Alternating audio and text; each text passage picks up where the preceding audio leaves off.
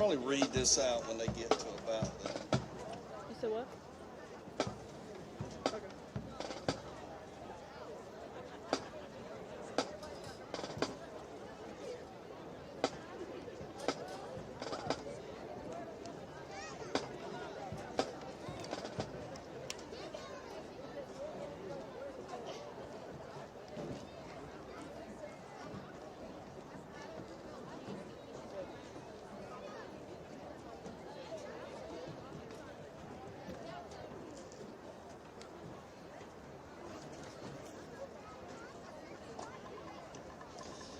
Presenting the colors for today's homecoming football game are cadets from the South Columbus High School Stallion Battalion.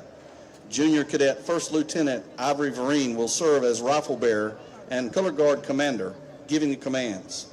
Freshman Cadet Private First Class Carmen Haney will present the North Carolina state flag. Senior Cadet Sergeant Alexander Fowler will present the United States flag. Senior Cadet Lieutenant Colonel LaAsia Little will serve as rifle bearer.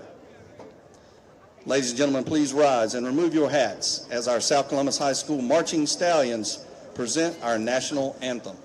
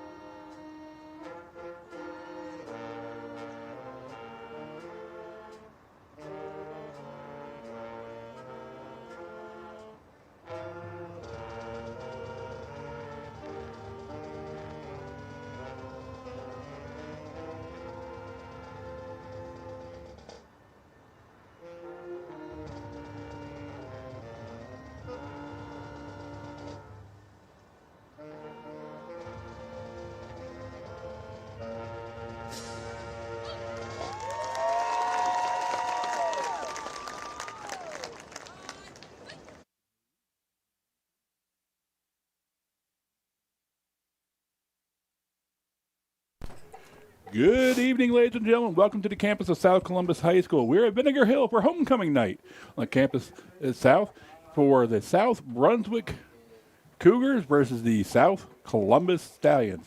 Now, Brett, I'm going to apologize right now because last week we had East versus East. This week we got South versus South, and I swear to you, I'm going to try as well as I can to keep these teams straight, but I'm not hopeful. Okay. Well, you know, I'm assuming they're wearing their blues tonight. I'm not sure, so we'll have blue and black out there, so the colors will look close to the same. No, they got white on. I see they're white. Okay, my fault. South Brunswick, you know, traditionally, you know, played in that conference with West Brunswick, New Hanover, Laney, Hoggard.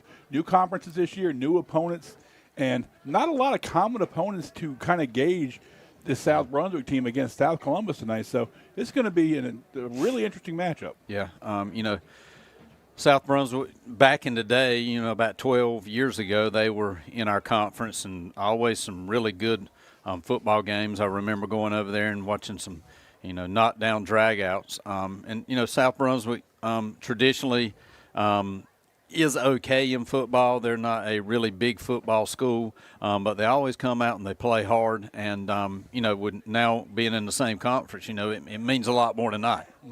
Homecoming night on the campus of South Columbus, Brett, and talk to us a little bit about, you know, the energy on homecoming night for football players, teams, cheerleaders, fans. Okay. Well, you know, we had a short week this week, so I only had 4 days at school, Tuesday through Friday. And what they do, they do different things each day to try to get the students involved, and we had actually a pet rally today, and they introduced the queens, and they voted afterwards. So, and they actually had a parade in Tabor City today with the queen contestants and some of the administration and stuff like that. So, it's an exciting time. Good thing about it tonight, it feels like football weather. It does. It does. I was commenting to somebody on the way over here today that we haven't had real football weather all season. Here we are 3 weeks from the end of the season, and we haven't had that driving rain or that bitter cold. It's just been, there's a little chill in the air, but not much tonight, and it's enough to make it really pleasant tonight. Yeah, when you get ready to come to these football games, when you have to go to the long sleeves, you know that it's really, really football season and coming to the crunch time in football season. South Columbus wins the toss, has elected to receive. They'll defend the East goal, going from right to left in the first quarter, and South Brunswick will be going from left to right. But, we did get probably about 8 inches of rain on this field last weekend. So much for drought conditions. It does look a lot greener than the last time we were here. Yeah, I think we're supposed to get 1 to 2 inches, and I think we measured about 7 at my house. It's different around the different area, but hey, it was needed, and it soaked in real quick. So something to be said for going out and playing in the puddles on those days, aren't they? Yeah, and my kids actually wanted to go out and play in them, but here comes South Columbus High School. Stallions take the field with the black and white and the red, white, and blue. Yeah. Crowds piling in. They're getting in here a little late. It's going to be a large crowd because it is homecoming. And this is a big game for South Columbus in trying to get to that conference championship game, which will probably be, sounds like Whiteville's going to be at the end of the year. So. Rhett and I will be there for that ball game here in Vinegar Hill. And we have off next week. All 4 teams actually are away. Then we'll be home I'll be here in 2 weeks for that big, inevitable clash that seems to happen between South Columbus and Whiteville at the end of the year. Yeah.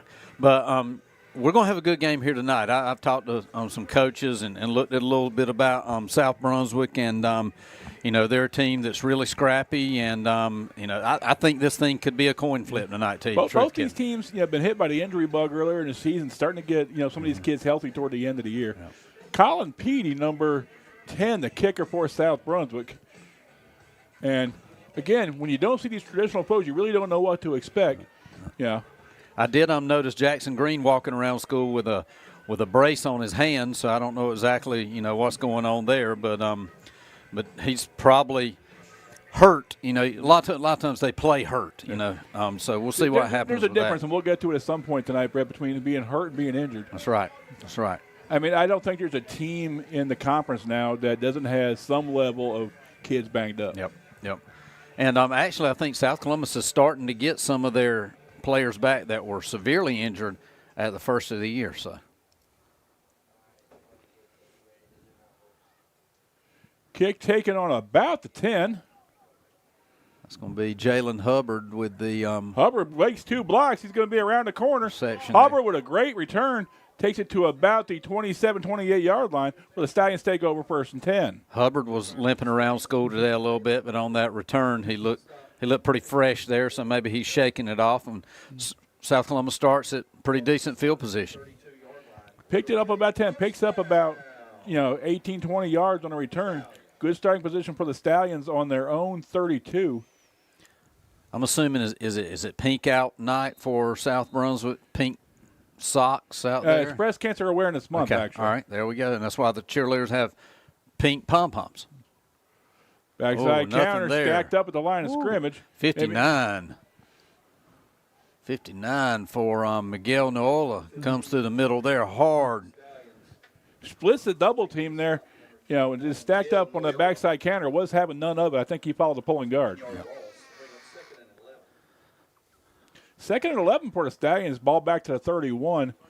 Stallions looking to try to sting a few first downs together, kind of flip this field a little bit, try to put South Brunswick in a hole. Looks like South Brunswick's got a pretty stacked line there, 6-1, 6-1, 6-1 across. So, backside handoff to number 15, Gentry Thompson. Thompson for first down yardage. Nice kick-out block there by South Columbus to spring that for about 13 yards off the right side. Bryson Earp with the tackle for South Brunswick. First down, Stallions pick up of about 14.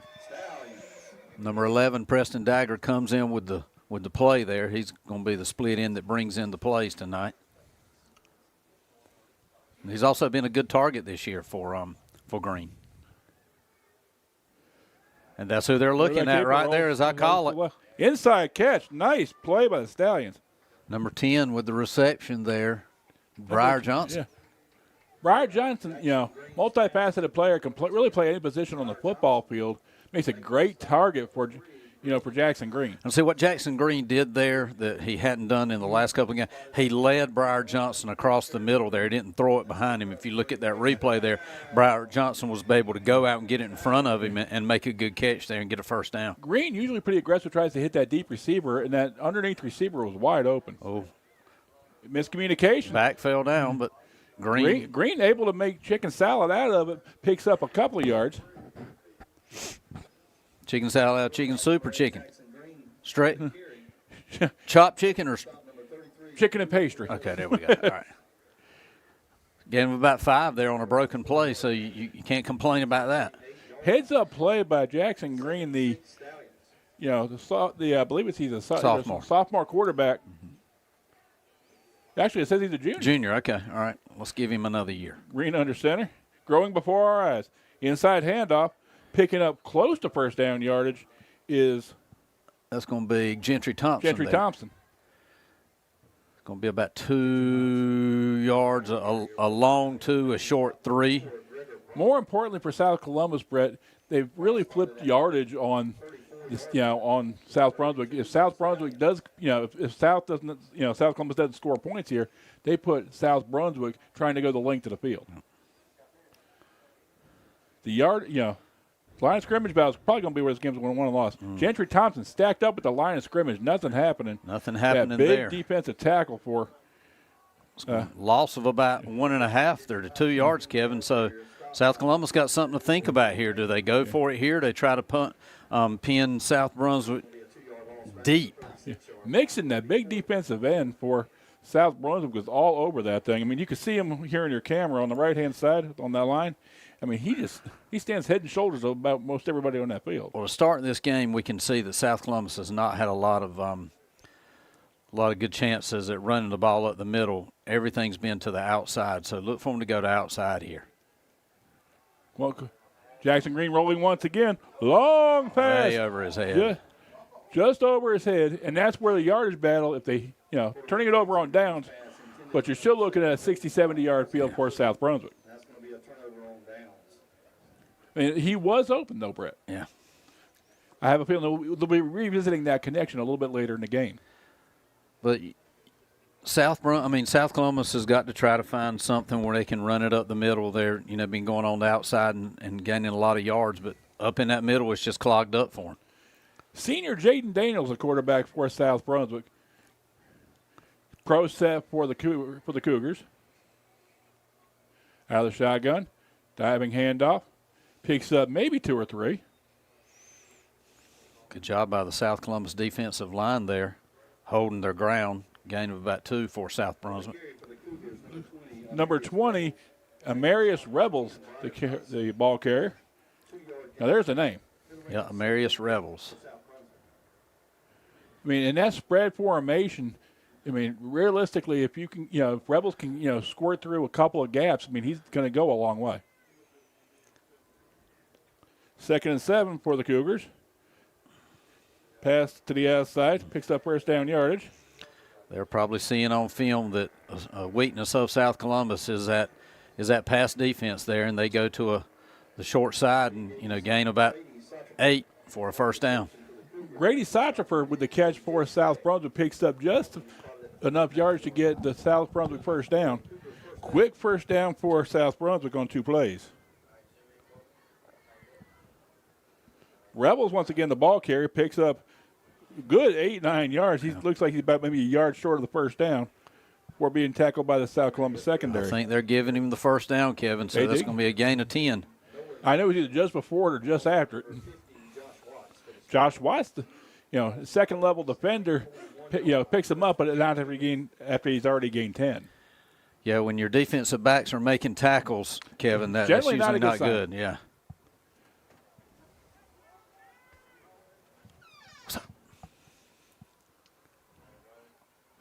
Another good run by Rebels there.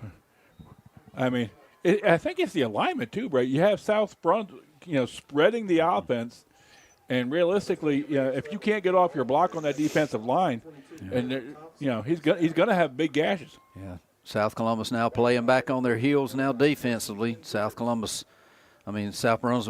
driving hard.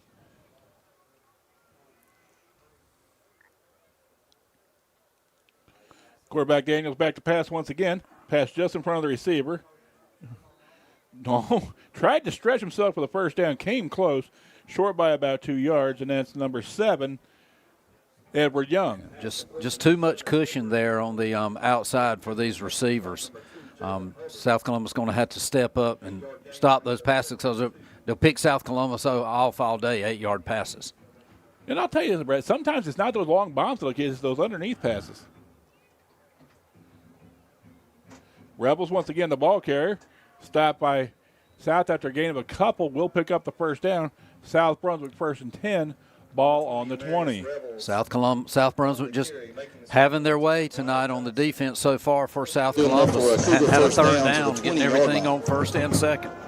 Quick moving first quarter, only 5:45 to go here in the first. South Brunswick knocking on the door at the 20.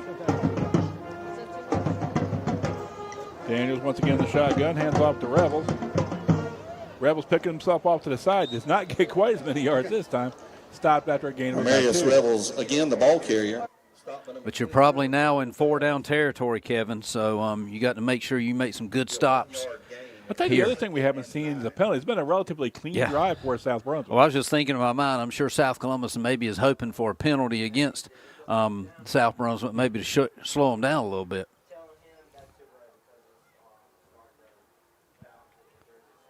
That's that same pass all night long, Kevin. Same pass, same area, same yardage. Yep, and same outcome.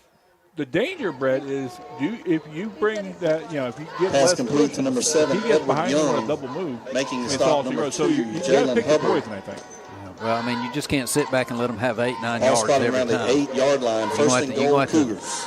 Man up on them. First and goal, Cougars. Ball at the 8.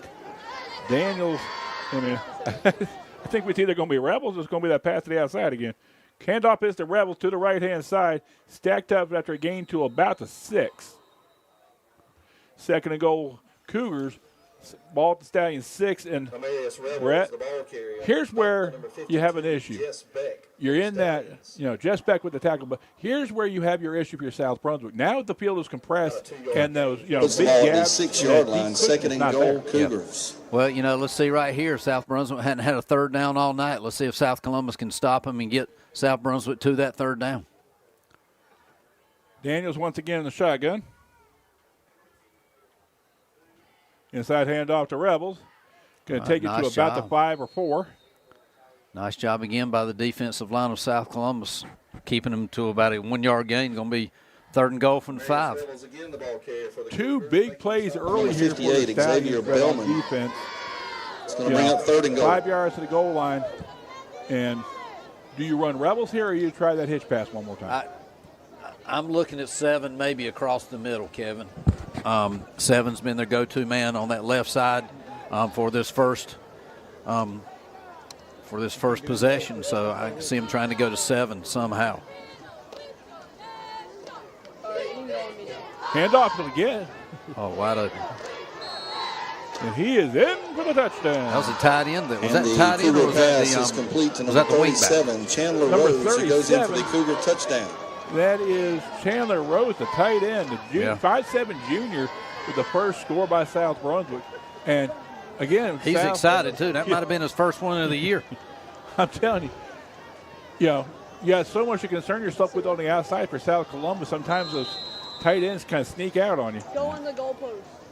Defensively, South Columbus has got to find some kind of answer because South Brunswick looked like a well-oiled machine at that possession. Kick is up, and the kick is good. And the point after attempt by number 10, Colin Petey, is good. And with 3:18 left in the first quarter, the South Brunswick Cougars 7 and 0 Brett, for we your lost South a big, Columbus good Stallions. friend of high school sports here this week here in Columbus County. Dan Beiser.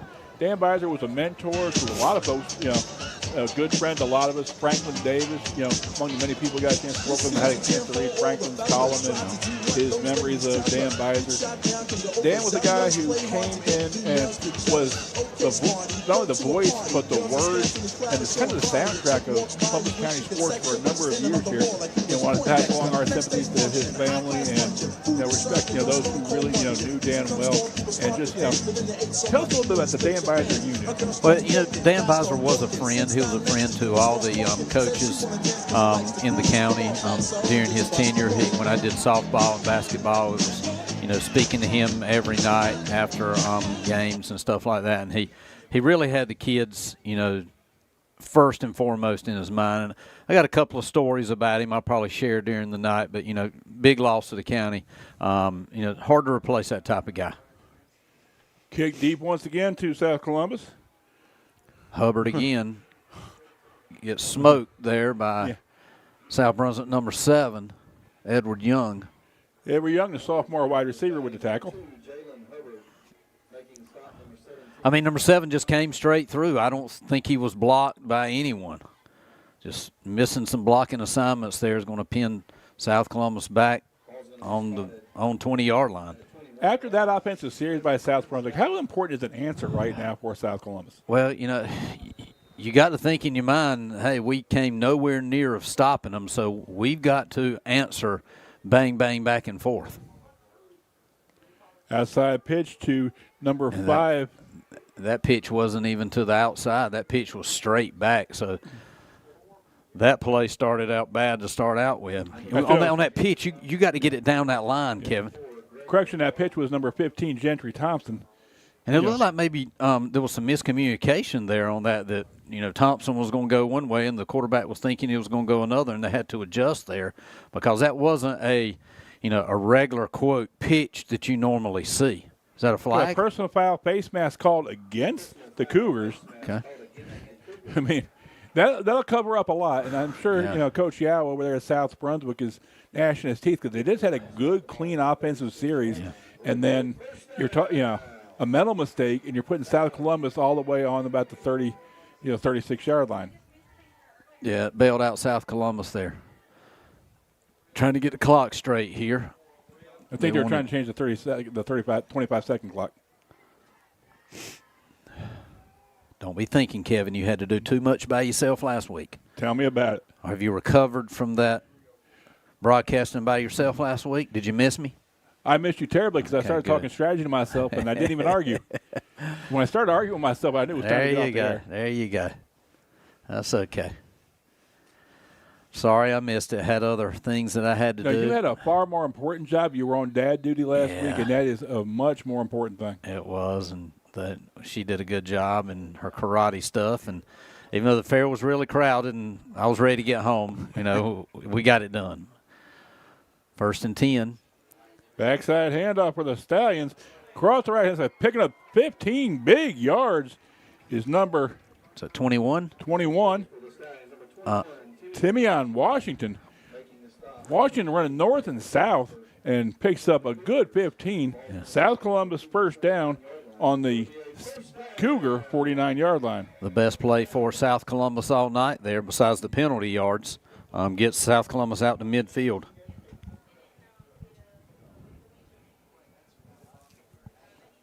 Handoff once again. Washington stopped at the line of scrimmage.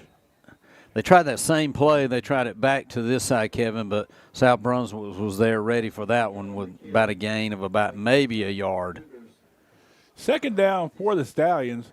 And, interesting, Brett, I'm watching South Brunswick. They don't break the huddle till they see what alignment South Columbus is in. Yeah. Hard to, align your offense when you don't know where these guys are lining up at. Yep. Big play here, 2nd down and 10. Fake that same play. Rolls to the left. Deep pass. Caught by the Stallions. 45-yard pass. Easton McPherson with a great catch across the middle. 45-yard gain to about the Cougar. Actually, 35-yard gain to about the Cougar 9, first and goal, Stallions. And what happened, South Columbus ran that same play back-to-back, that running play back-to-back, and that actually set up that play there. Great play over the middle by Jackson Green and McPherson making the reception. You just had to know they'd go back to that deep pass, seeing how wide open it was. Now can South Columbus get it in from the 10? Fakes to Washington, give us to Washington. Washington to the finds the inside. hole. It's going to be close. Was his knee down? And he fumbles. Fumbles in the end zone. Oh, touchback. Ball goes over to South Brunswick. Wow. So they're saying he was not down. I think that's the question, because I had his knee down on about the 2. I think that's the question. I think that's what, Dove's going to ask. That's going to be a touchback, too. Going to give South Brunswick the ball on the 20. That's an interesting call, Brett, because I did have him down on the 2. Now, he did get the ball knocked out, reaching across the goal line. Yeah. But I don't get that call. Yeah. Of course, not having the benefit of instant replay. Yeah. I thought, well, maybe, I don't know, they didn't replay it back. But, you got to know that in that situation, especially you haven't got a lot of experience under your belt, don't try to reach that football out, because you see it on TV all the time. When you reach the ball out, bad things happen. Hand off to Rebels once again. That's going to be a false start, I think, for South Brunswick there. I'm assuming. Nothing from the officials yet. They're getting together and talking about it. Illegal participation on South Columbus. I think too many men in the huddle. Illegal participation called against the Stallions. Can't play with 13. Still can't play with 12. 12, yeah. First and 5 Cougars. Ball on about the 25. South Columbus got to make a stop this possession. Fakes the handoff. Wide open is the receiver, number 3, Grady Sachifer. Sachifer off to the left side the first couple of snaps on the first series. Now he's going to take it off to the right side. It's going to be a first down for the Cougars. First down, Cougars, 1:02 to go here in the first quarter. Cougar offense humming so far in this ball game, Brett.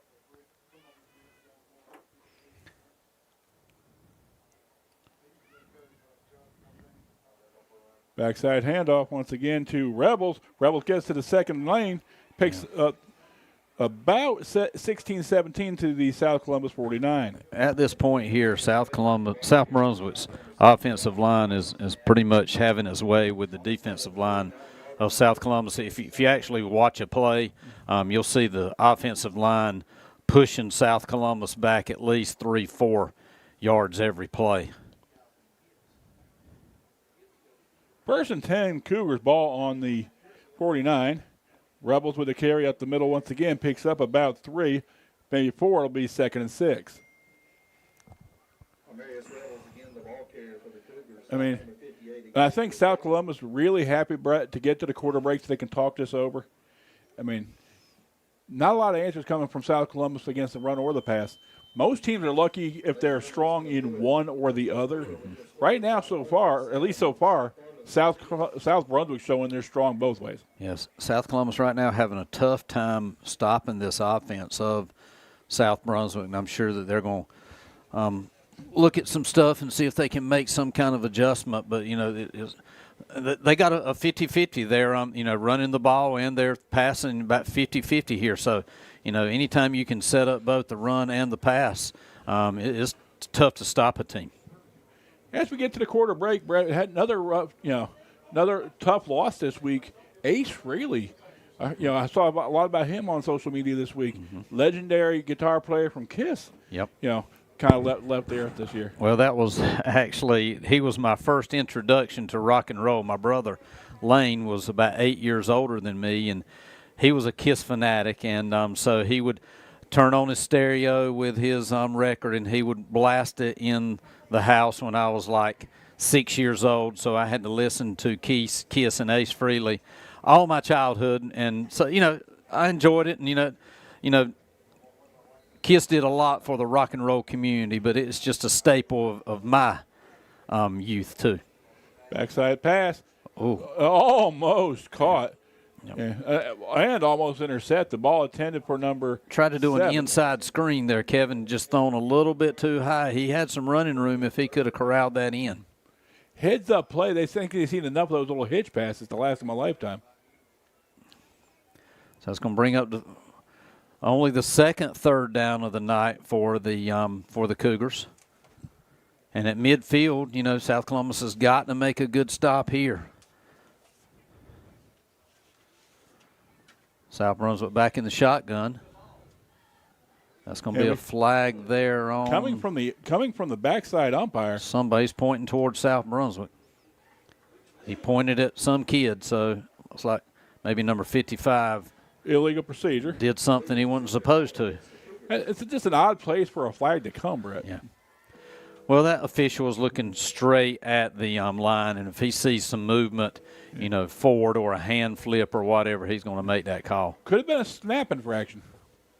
Could have been. 3rd and 11 for the Cougars. That's got to be motion there. Screen pass. Yep. He went forward. He had lost balance out there, Kevin. I knew that he was probably getting ready to fall forward. And I'll tell you, they're starting to call that a lot more tightly, especially with the tush-push stuff we see in the pro game. They're looking for those players leaning forward, trying to get that extra second. All right, here we go. South Brunswick losing a little bit of focus here and pinning them back behind the chains. Stop here brings up 4th down, and probably South Brunswick's going to have to punt if South Columbus can make a stop here. 3rd and 16 for the Cougars. And there goes South Columbus jumping. And South gives it back to him, and it'll go back to 3rd and 11, which is still tough with 2 sticks, Brett, but, you know, 3rd and 11 is a lot easier to get than 3rd and 16. Yeah, and what that does, that puts South Brunswick in a position where if they do gain 5-6 yards, that they're probably going ahead and go for it on 4th down where they wouldn't had before that gain of that 5 yards. So big by knowing that. South still looks like they're coming up the middle. Maybe South Brunswick will give it back. Looks like South Brunswick's changing the play. High snap. Quarterback steps up, going deep. It is incomplete. Oh, almost intercepted. Yeah. Number 2 for South Columbus. Nice job by number 2, sticking his hands out there right at the last. Jalen Hubbard was burned, but, you know, you got to come down with the ball, and Hubbard stayed with him. Yeah. Hubbard did come down with the ball, but he came down with at least 1 foot out of bounds. Yep. Big stop for South Columbus, Brett. Yeah. Looks like South Brunswick will punt. South Columbus definitely need to stop that, South Brunswick offense was just churning along. And like you said, they lost a little bit of focus. 2 or 3 penalties. I really thought South Brunswick would run there and have 2 downs to get the first, but they decided to go for the home run. Low snap. South Columbus almost blocks it. Ball taken on the fly. Hey, you got to give it to him, though. He made the catch there, so he probably saved about 15 yards for South Columbus there. Hunter's roll would have by taken by making the catch there. It's a good job by Hubbard. Hubbard, sometimes, it's really important to be a good athletic football player, but it's also just as important, Brett, to be a good mentally tough football player sometimes. Brett, we are 11:36 to halftime. The homecoming court just being called down to get to their vehicles. Yep, it's about that time. Big doings here at South Columbus this evening. Yep. Jackson brings the Stallions to the line. Backside counter. Number 9, Gentry Thompson there on the right side, looks like left he's side. going a ways. Gentry Thompson, one man Can to he outrun him? I think he's Gentry got him. Thompson to the house. Always look for flags behind the play, and you don't see any, so that's going to be a score for South Columbus. Gentry Thompson took the ball off on the backside counter. Nobody home for South Brunswick.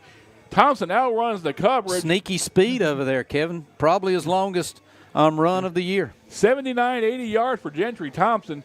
And South Columbus is back in this ball game at 7-6. Nice play there. Probably one of the prettiest plays we've seen from South Columbus this year. Grady Dove back there on the Stallion sideline sitting there saying, that's just the way I drew it up.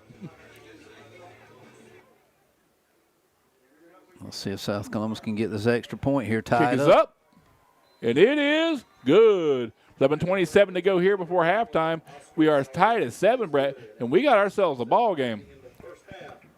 Yeah, Kevin, 7-7 there. I told you it was going to be a coin flip, I thought, here tonight. And, it's looking like it. South Columbus made a big defensive stop and then came back and scored that touchdown there. But going back to a story about Dan Beiser, he used to go with Williams Township baseball team to the Atlanta Braves game back in the early 80s, and I had the opportunity to travel with him. And, I've always been a big baseball card collector, and I love Dale Murphy. And I gave him a card of Dale Murphy, and he said, "I'll get it signed for you." And I said, he ain't going to get it signed. But about the third inning, he came back, and he handed me the card signed by Dale Murphy and his towel. And I still have both of those today. Dan Beiser just did things like that for kids. He loved to, make kids happy. And, he would actually traveled with us on an activity bus to Atlanta. And that's just a memory that I have. And he actually put a picture of us, me and 3 other guys, in the News Reporter back when I was like 12 years old. So, little things like that made Dan Beiser a really good guy. Great guys like that here in in the Columbus County area. Pop, skips, and jumps. It goes through. Still live. It's a live ball. It's going to be close to see who it is. There's probably a fight underneath. It's a scrum covered by South Brunswick, covered by number 24. Nice onside kick. Front man didn't field it, and South Columbus had a chance there, but it just bounced the wrong way. Number 24, I got to get to my second page here. Recovering the onside kick for the Cougars was number 24. Matthew Nawson Levy. Ball's going to be spotted. But the only negative about that, Kevin, is now you've given, South Brunswick 20, 25 yards here to, closer to the end zone. It's been tough to stop their offense all night. Cougar 1st and 10, ball on the Cougar 41. Fakes the handoff to Rebels. Nice play by number 3. Grady Sacher shoestring tackle by South Columbus, but great drawn up play. What made that play, Brett, was the ball fake by the quarterback, Daniels. Right. You go back to South Columbus making that defensive stop against South Brunswick last possession. A lot of that was by the 2 penalties there at the end. Daniels in the shotgun once again. Fakes the handoff to Rebels once again. Backside catch by number 11, Logan Ferguson. Nice job checking in over there for South Columbus. 50 checking in over there and helping out on the tackle and save, because it was one-on-one there for a while, but 50 steps over, which is Josh Watts, and makes a good play. 2nd and 6 for the Cougars. Ball on about the 35. And I think that's going to be how Stout's going to approach this. They're not going to get beat deep, but they're going to have to really rally to the ball. I'm thinking maybe turnovers may settle this game, Kevin. Low pass to Rebels. He'll pick up about 5 or 6. Be stopped about 2 to 3 yards short of the first down. Just got South Columbus guessing back there. They don't know if they're going to run it, pass it, or whatever, and they're, achieving both goals. Yeah, and that's important because if you can stay balanced in this game, Brett, and make South Columbus respect both, South Brunswick becomes a very difficult team to defeat. Yeah. 3rd and 3 for the Cougars. Ball on just about the 33.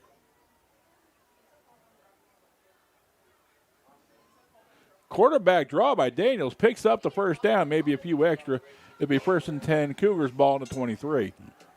And South Brunswick just keeps moving the ball. South Columbus has not found an answer for them. The only answer South Columbus has found is when South Brunswick gets 2 penalties, got an injured player on the field for South Columbus. Looks like maybe a wrist or something there. Briar Johnson, gets a hold of him, but not before he picks up a good 10 or 12 yards, Brett. Briar Johnson walks off the field, so hopefully it's not anything serious. Maybe got like a little stinger there or whatever. 9:46 to go till halftime, Brett. South Columbus, really trying to draw up some answers on that defensive end. Offense is running pretty well if they communicate. They just got shore up some deficiencies on the defensive end, and they got a good chance to win this ball game. but the balance of the South Brunswick attack is what's really troubling South Columbus right now. They're eating the defense up of South Columbus here. Maybe South Columbus can make this stop here with South Brunswick deep in their territory. Daniels back to pass once again. Going to take off up. Wow, nice catch. Nice catch and into the end zone. Wow. Goes looks like number 5. Huh? I think number 8. 8. Number 8, Corbin Farrow. I mean, that's pretty good defense back there. Just lobbed it over the defensive back's head, and South Columbus was unable to defend it. Honestly, looked like an alley-oop in basketball. Yep. Good job. Good. I was going to say court awareness, but field awareness by the quarterback of South Brunswick. Petey to kick once again for the Cougars. Now up 13-7. I had a bird named Petey one time. Kick is up, and it is good. Our score with 9:31 to go here in the first half. South Brunswick up 14-7. And again, Brett, South Columbus's offense, can score with South Brunswick. Yeah. I mean, it's just a matter of shoring up that defense and coming up with some answers. And I think, big, doing it at halftime, you have that extended halftime. Yeah. Maybe a chance to draw up some things to, stunt that South Brunswick attack. Well, barring the turnover on the half-yard line by South Columbus, it's a 14-14 game. So, South Columbus is down what we call one turnover. Mm-hmm. So, like I said, turnovers may be the difference in this game. Turnovers and penalties, sometimes it's the simplest things that'll mess you up, Brett. Yep. And each team's going to value each possession at this point because this is probably one of the more evenly matched games we've had all season. Got some great tunes playing in South Columbus tonight. Yeah, I was thinking about that. I think they played that at my wedding. When my wife marched down the aisle. No, I'm joking. She does have some rhythm, I'll give you that. South Brunswick kicking deep here. It's going to be Hubbard again on the reception there. Feast or famine, Hubbard's going to take it up the middle. Breaks the first line. Hubbard all the way till about the 35, driving the pile. He's still going. Hold on to the ball. There you go. Hubbard stopped at the 38. Got to give him an A for effort there, Kevin. Nice return by Jalen Hubbard. Hubbard was stopped at about the 32, 33, Brett. Drugged the pile till about the 40, 41. Actually, to give him to about the 39. Would it be drug the pile or drugged the pile? He dragged the pile. Dragged, okay. Just making sure we get it right because you are an English teacher, right? Yes, and you're a math, and you're not checking me on that. So. All right, South Columbus in motion. That's got to be some kind of penalty there, but not called it. He got set twice. Yeah. Not a lot there by South Columbus. It's going to be probably about a loss of 1 there.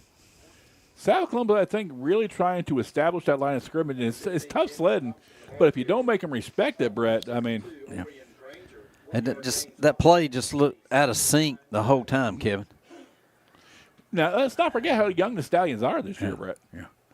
Yeah. A lot of that stuff just, the cohesion you see of a junior, senior-laden team sometimes just isn't there.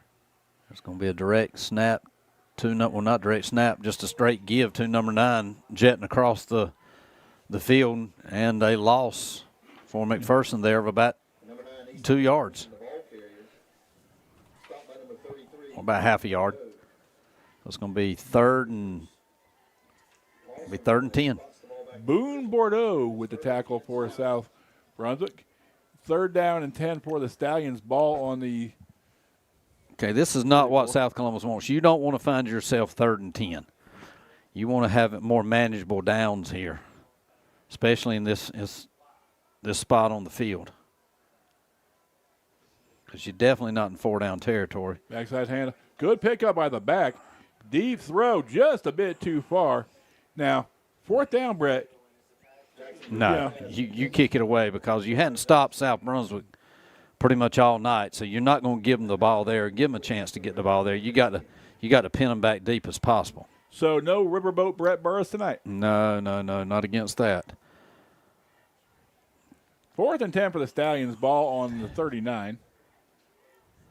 You don't like offensive sets where you don't gain any yards there. And South Columbus has got to trade licks with South Brunswick here and did not trade a lick there. Nice pump by the Stallions, taken on about the 30-yard line. Somebody's got to stay with him. Just making people. Sachefur once again takes it all the way back to about the 48. I think there's about 6 pairs of South Columbus shoes out there where the kids came out of their feet because they were juked out of them. South Brunswick did a really good job of just being able to be not tackled there. Sachefur so slick, Brett, the way he runs. He is. You know, he changes gears pretty quickly. Very agile, can go left and right. Just had a tough time, tackling there. Had a chance to tackle him 20 yards deeper than where they're at now and just couldn't do it. Here we are, Brett, 7:37, and we're already 7 minutes and 42 seconds to halftime. Quick moving first half. All right. Look at number 7 on this side of it here. He's going to be a key. They've looked at him all night. Inside handoff to Rebels once again. He'll go forward for about 3. 2nd and 7 for the Cougars. Just right now, South Brunswick owning the line of scrimmage here in this first half. And that's where ball games are won, in the trenches. And I think, Brett, until unless South Columbus starts bringing linebackers, maybe some safety blitzes, they're going to continue to get gashed because they just don't have the size on the line of scrimmage.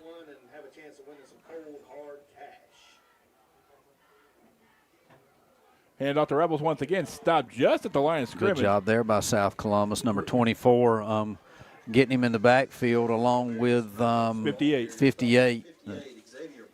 24, William Dove, and 58, Xavier Bellman there. Big third down here for South Columbus, Brett, trying to keep this to a one-score game. 3rd and 7, ball on the 49 of South Brunswick. Yeah, I don't think they're going to go for it here if they don't get it on 3rd down. But we've seen stranger things. Yeah. But in the same situation, they punted it the last time in the same area. Quarterback Daniels back to pass once again. Screen pass wide open. Nice play. Just gets the tackle. Ball carried by number 28. There's a flag, though. Rebels stopped by Thompson. Great setup on the screen pass, but it looks like we might be going back the other Are they direction. going to call ineligible receiver downfield possibly? Either way, I see South Brunswick walking backward, Brett. That's a good sign if you're a Stallion They're fan. discussing. It could be illegal man downfield because I did see one of those linemen drift a little bit. And important call for South Columbus because I think they're going to wave it off, Kevin. No, they're not. Yep. they are waving it off. No flag. So I think that's what it was possibly illegal man downfield, and they decided no, that it wasn't. So Tough call to go against. yeah, not good for the home team there. Because 3rd and 13 looks a lot better than 1st and 10. Because, you needed to stop them there so they would punt the ball away. But now, South Brunswick's in 4-down territory, up 14-7 with 6 left in the second quarter.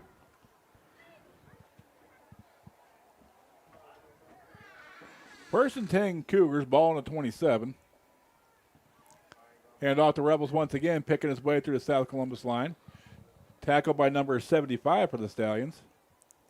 Number 20, Amarius Rebels, the ball carrier. Stopped by number 75, Davion Williams. Davion Williams with the tackle for South Columbus. 25-yard line. It's going to be 2nd and 8. 2nd and 8 for the Cougars.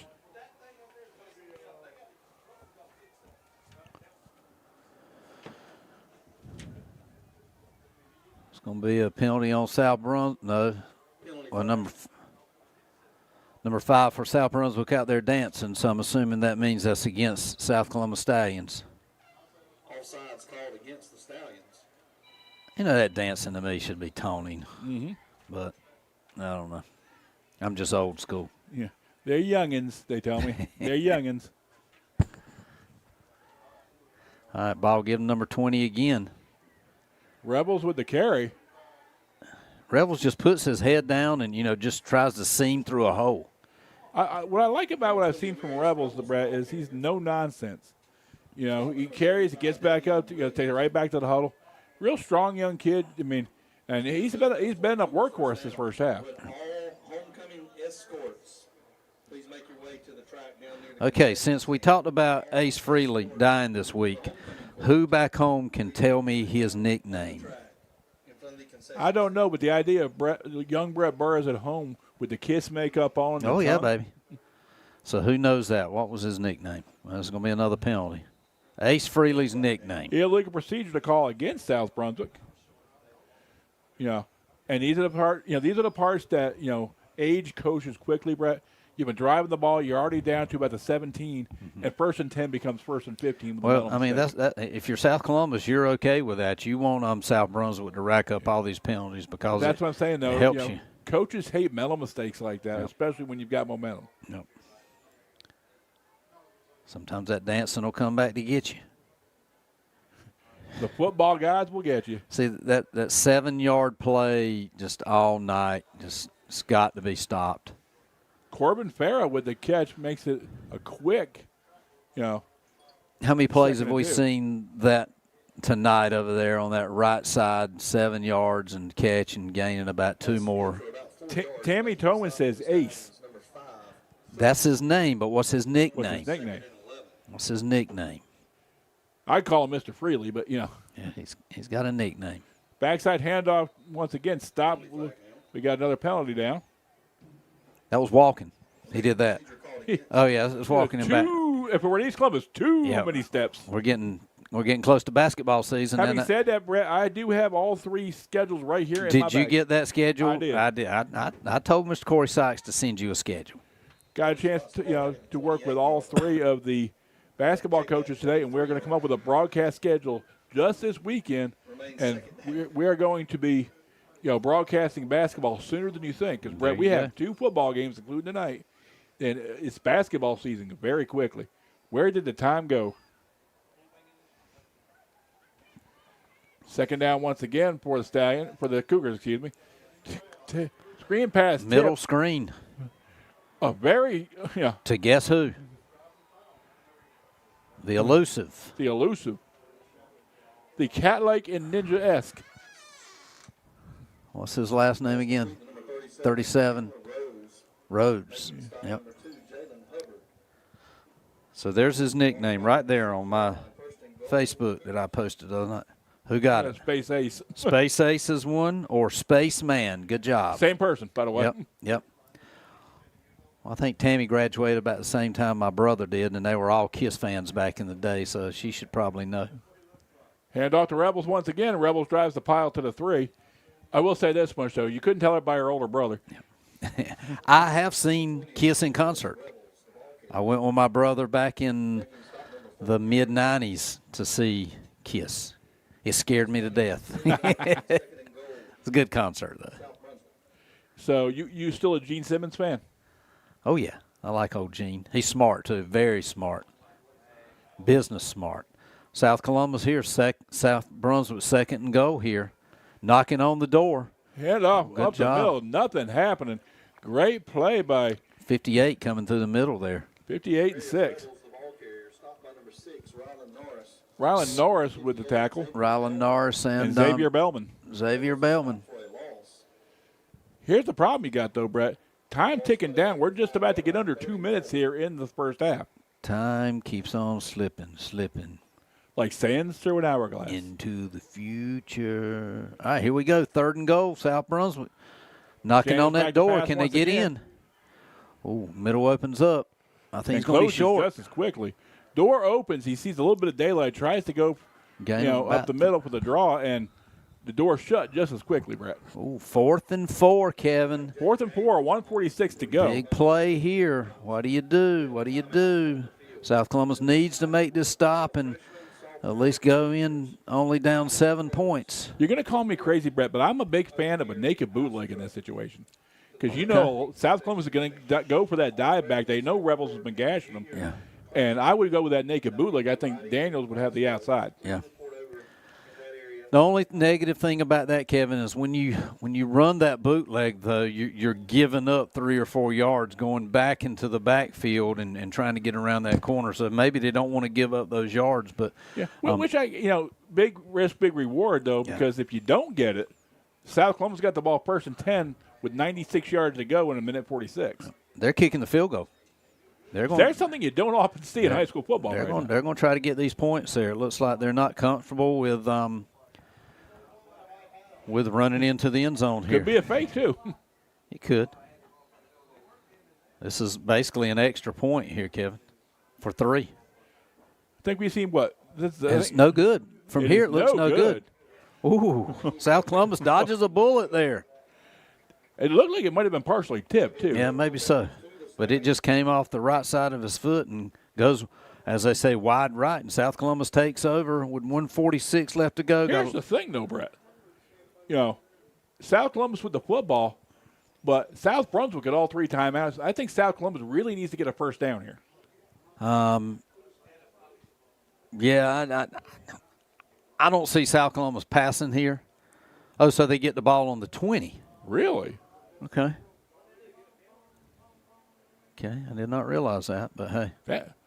Franklin, because we don't see it a lot. Franklin, if you're out there, explain that one to us, because I suppose if you miss a field goal inside the 20, that it goes to the 20 on the miss. Shouldn't it go back to where it was kicked from, though? Well, in the pros and college, that's where it is, but maybe it's not in – well, I'm sure it's not in high school. South Columbus does drop back to pass. Rolling to his left. Nice play. Picks up about 15 to the 35. Right. South Columbus getting in their 2-minute O here, trying to get it. Maybe they can get it down. I did talk to the kicker this week, and he said that he can put one in 40 yards out. So we'll see. 15-yard gain for the Stallions on first down. I'd love to see him try to kick it. Number 9, McPherson, gains of about 2 there. Not a lot of time left on the clock, but you got to be cautious how you use your timeouts. How many does South have? Do you know? I believe they have all of theirs. Okay. All right. Well, you can't take them home with you. My crawl is gone. Otherwise, I tell you how much time we have left. Might have been a good time to call a timeout there. Precious seconds ticking off the clock for South Columbus. Deep pass. Oh. Just out of the hands of the receiver. Number 7 did a good job of knocking it away there. Ball stayed up. Green's pass intended for number 1, Nasir Hutchison.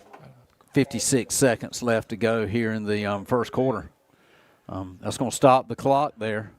Here's the other part, Brett. Stallions lost about a good 10, 15 seconds right now. That's what I was thinking. Maybe if they had all 3 of their timeouts on that run there, maybe they should have called a timeout, but they elect to hold on to them. Brings up second down. If you don't get the first down here, Brett, do you try, on fourth down? No. You punt it away. You're not going to give South Brunswick the ball this close. Okay, he needs to get out of bounds here. He's got the first down yards. So the stop's going to stock it anyway. So he's down all the way down to the South Brunswick 41-42. I'm hoping for a Cardenas field goal here, Kevin. That's maybe what it's setting. We're looking for Cardenas to do his Brandon Aubrey imitation. I want to see it here. Needs to probably get at least to the 30 for him to have a chance. And I'll tell you, that's a great run for South Columbus. That counter's been open all night. Yeah. Hand up inside once again. Picking up big yardage. Got to call a timeout here. Looks like Washington once again. There you go. Washington with a couple of big key runs for South Columbus this week. We've got a timeout on the field. I think Dub has 2 left. He has 40.5 seconds to go. How many plays can you get off before you're forced to kick it, Brett? You still got at least 4 downs here, I think. The playbook wide open for South Columbus at this point. Again, I think, how much you can guard those timeouts is going to be key to their opportunities. To 41 seconds left. South Columbus marching here. Would love to score a touchdown and go into the locker room with this ball game tied up. Either tied up or with points to bring this down to a less than 1-score game. And I'm going to tell you, if South Columbus can score here, they should feel very fortunate to go into the halftime, tied up because, you look at it on film and South Brunswick pretty much dominated this first half. Green to the handoff once again. Washington, big yardage down to the 21.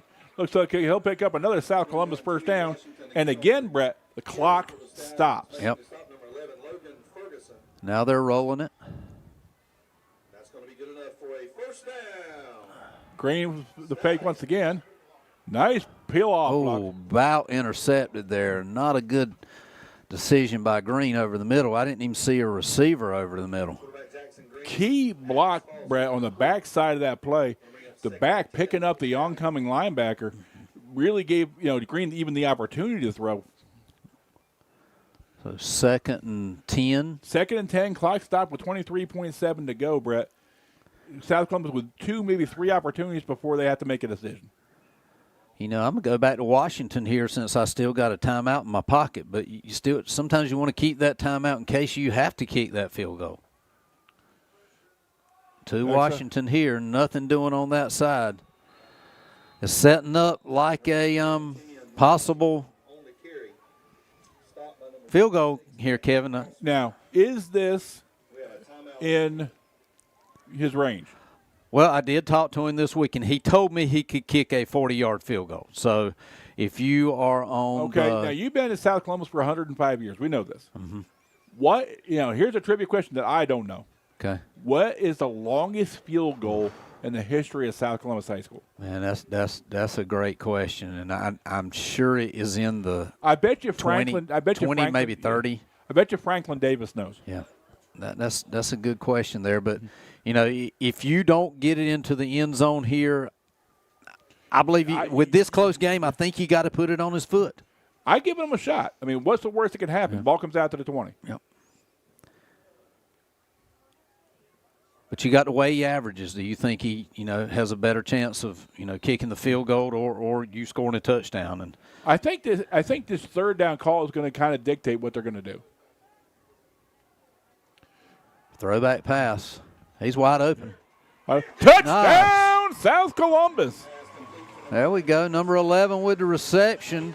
Preston Dagger Dagger with the dagger. Who threw that pass? I got to give him credit. That was right on the money. Who was it thrown back to? Was that Briar Johnson? I think it was Briar Johnson. Yeah. Briar Nice Johnson, ball. former Stallion quarterback. Yep. Big extra point here with 11.9 to go. And looking back on it now, Stallions down 1 turnover. Could be up in this game 21-14 at this point. Yep. South Columbus marching back and tying this ball game up. And it is good. Our score with precious ticks left to go in the first half. Stallions and Cougars are tied.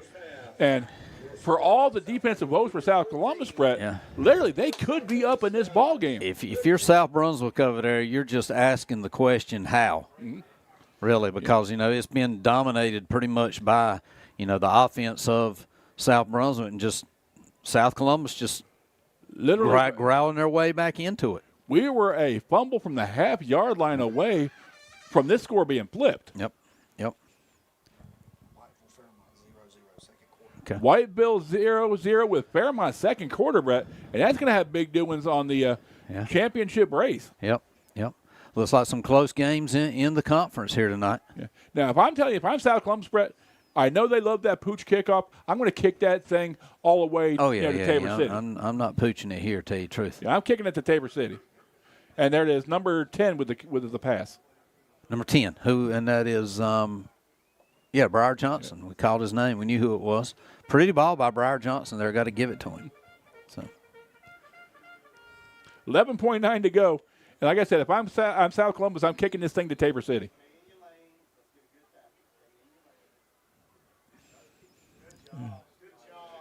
Line drive kick takes coming off the clock. There you go. Nice play by number tackle. 5. Is that 5 there? Yeah. Good job. Let's give it to him. Philip Smith Jr. there. Don't see his name much, but a good tackle there by Philip. Heads up special teams play gives South Brunswick 7.9. Now, how much cushion do you give South Brunswick if you're a secondary player from South Columbus?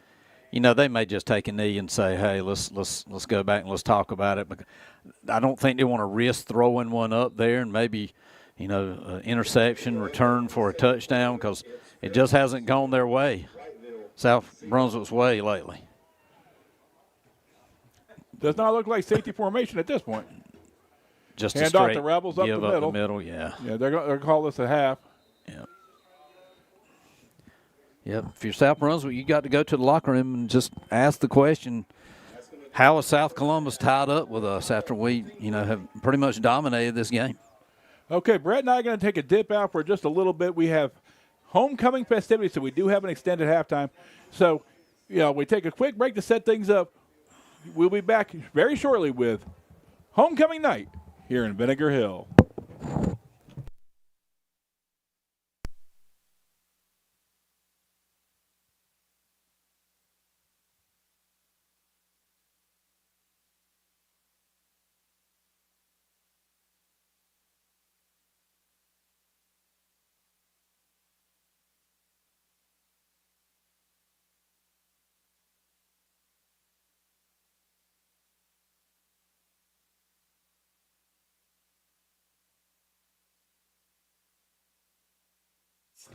On Friday, October 3rd, 2025, the freshman, sophomore, and junior class chose 3 young ladies from each grade level to represent them in the homecoming court.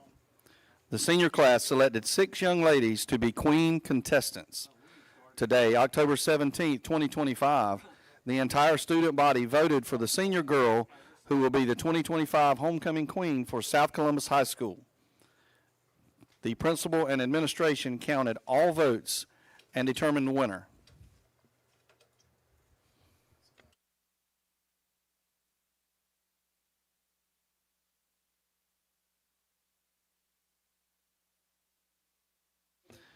We will begin our presentation with the freshman homecoming court.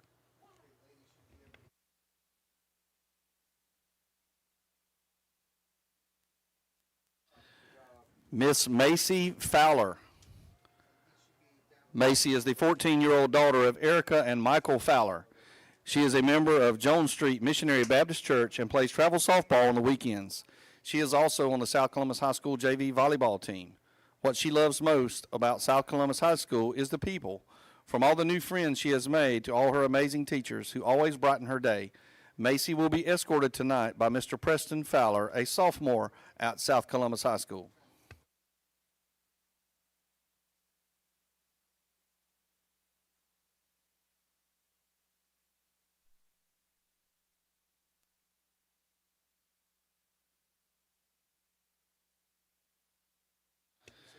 Miss Devora Redondo. Devora is the 15-year-old daughter of Jennifer Redondo. She is on the South Columbus High School tennis team and is a current FFA member. What she loves most about South Columbus High School is that it feels like a community where everyone belongs and works together. Everyone from students to teachers are proud to be a part of the Stallion family. Devora will be escorted tonight by Mr. Chase Gore, a freshman at South Columbus.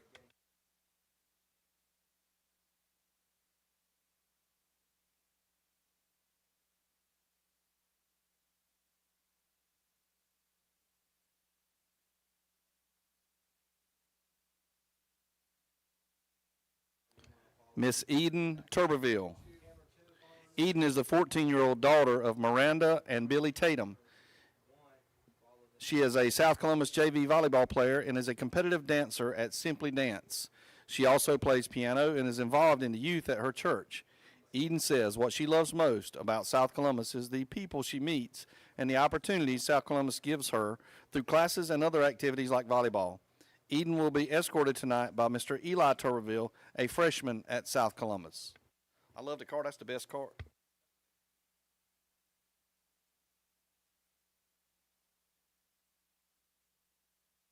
Now moving on to our sophomore homecoming court, Miss Madeline Dyson. Madeline is the 15-year-old daughter of Brandon Dyson and Erin Northam. She is currently the co-captain of the South Columbus High School Stallions dance team. She is also an officer for the Stallionettes Club and loves to spend time with her family and friends. Madeline says the thing she loves most about South Columbus High School is how the teachers make learning fun and are always ready to help. Madeline will be escorted tonight by Mr. Jacob Godwin, a junior at South Columbus.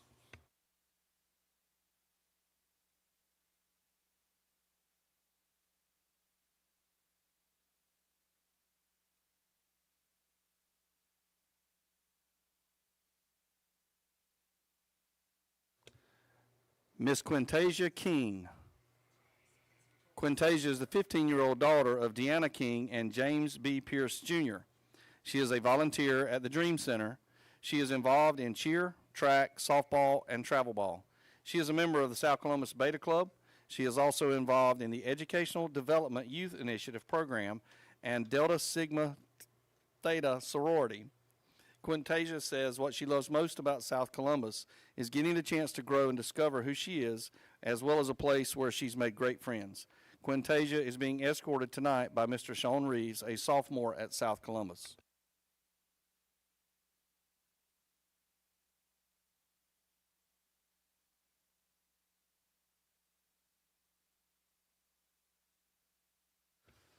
Miss Kaija McClure. Kaija is the 16-year-old daughter of Shamir Young and Keowen McClure. She is involved in basketball, softball, track, and is a South Columbus High School Beta Club member. She is the historian of the FFA here at South. What she loves most about South Columbus is it's a place where she's grown, learned, and made amazing memories. The teachers, coaches, and friends she's made makes every day better. There is always something to smile about, whether it's fun events, the laughter in the halls, or the memories we've made together. It is a place full of support, growth, and good vibes that you can call home. Kaija will be escorted tonight by her brother, Mr. Justin Peanut McClure.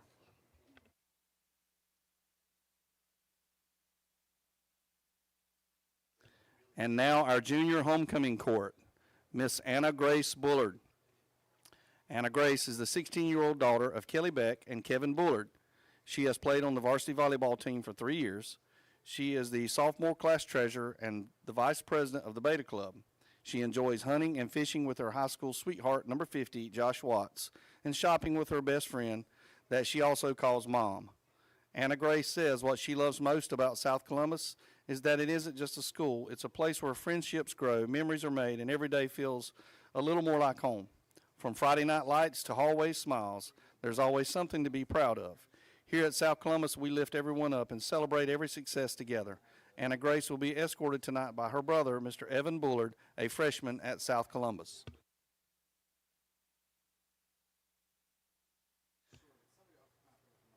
Miss Deja Graham.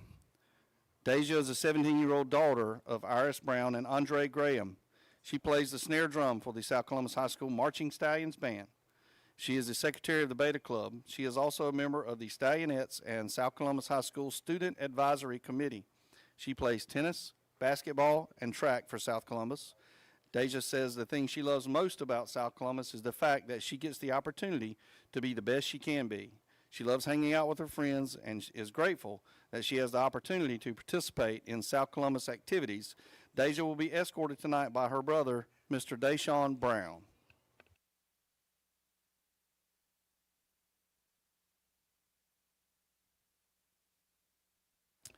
Miss Genesis Redondo.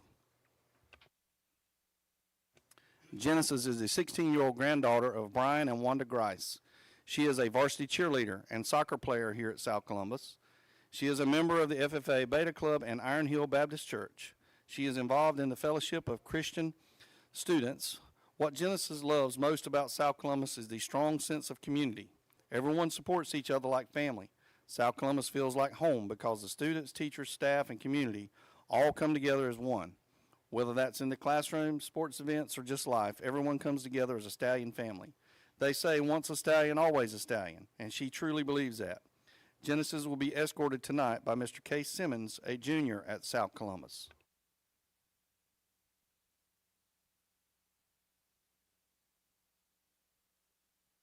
Finally, it's time for our senior homecoming court. Miss Carly Cluis.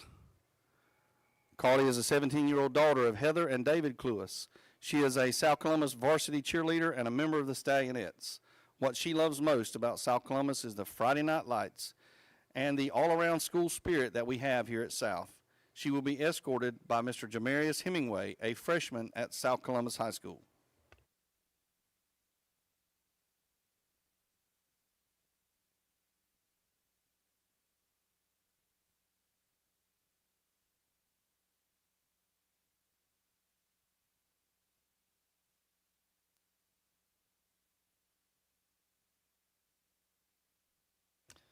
Miss Kayla Hayes.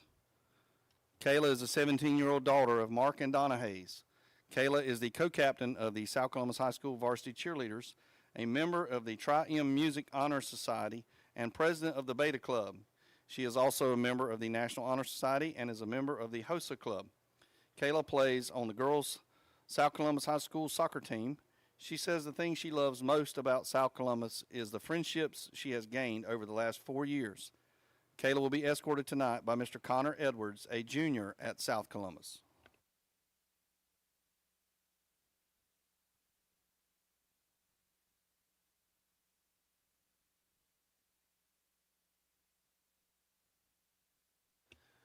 Miss Melanie Jameson. Melanie is the 17-year-old daughter of Michelle and Michael Jameson. She is the president of the Stallionettes Club, captain of the Stallion Dance Team, and a member of the Beta Club. Melanie has also danced at Amy's Academy of Dance Arts for the past 16 years. She says what she loves most about South Columbus is the relationships she has gained from friends, teachers, and administration. How much pride everyone has for our sports and how welcomed you feel. Melanie will be escorted tonight by Mr. Mitchell Williamson, a junior at South Columbus.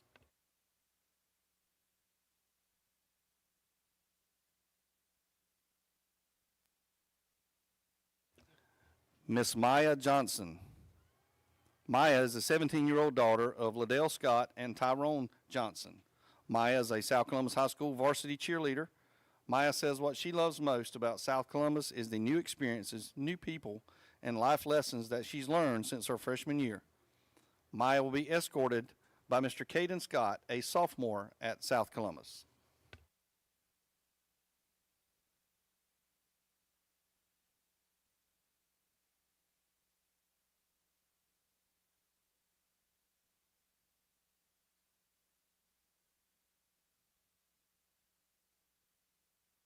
Miss Trinity Strickland.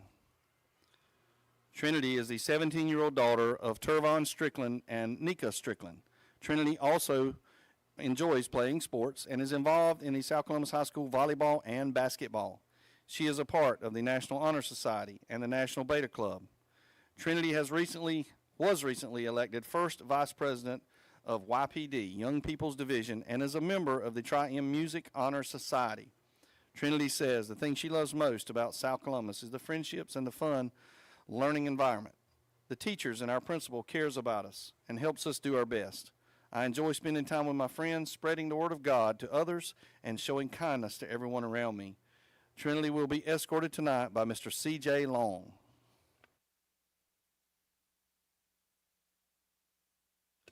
Miss Carmen Williams.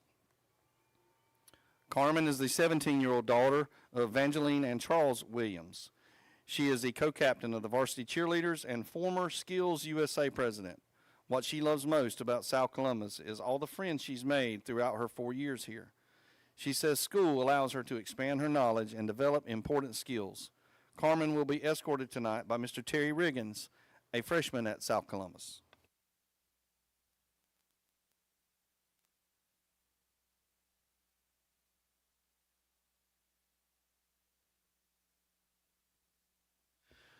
Join me in welcoming the 2024 Homecoming Queen, Miss Nariana Bryant. Nariana is the 18-year-old daughter of Carlotta Bryant. She attends Southeastern Community College with an interest in the medical field. Since graduating from South Columbus, she has worked at Walmart and DTLR. During her time at South Columbus, Nariana was a varsity cheerleader. Please welcome our returning 2024 Homecoming Queen, Miss Nariana Bryant.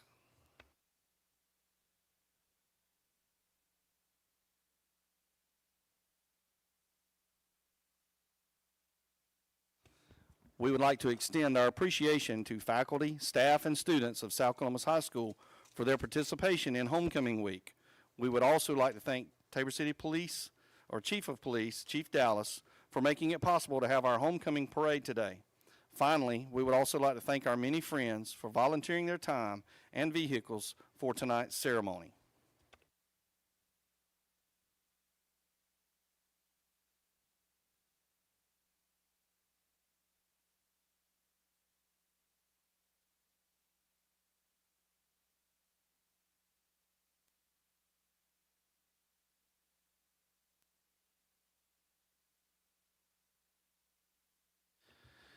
And now for the winners. Tonight's second runner-up is Miss Carmen Williams.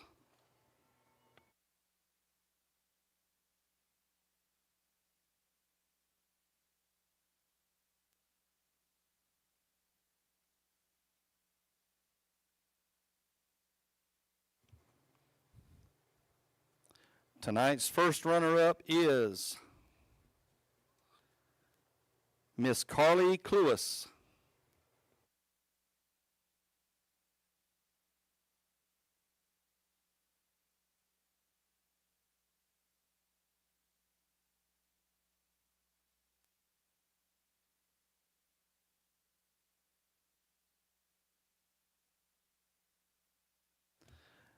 And now the moment we've been waiting for, the 2025 homecoming queen is Miss Trinity Strickland.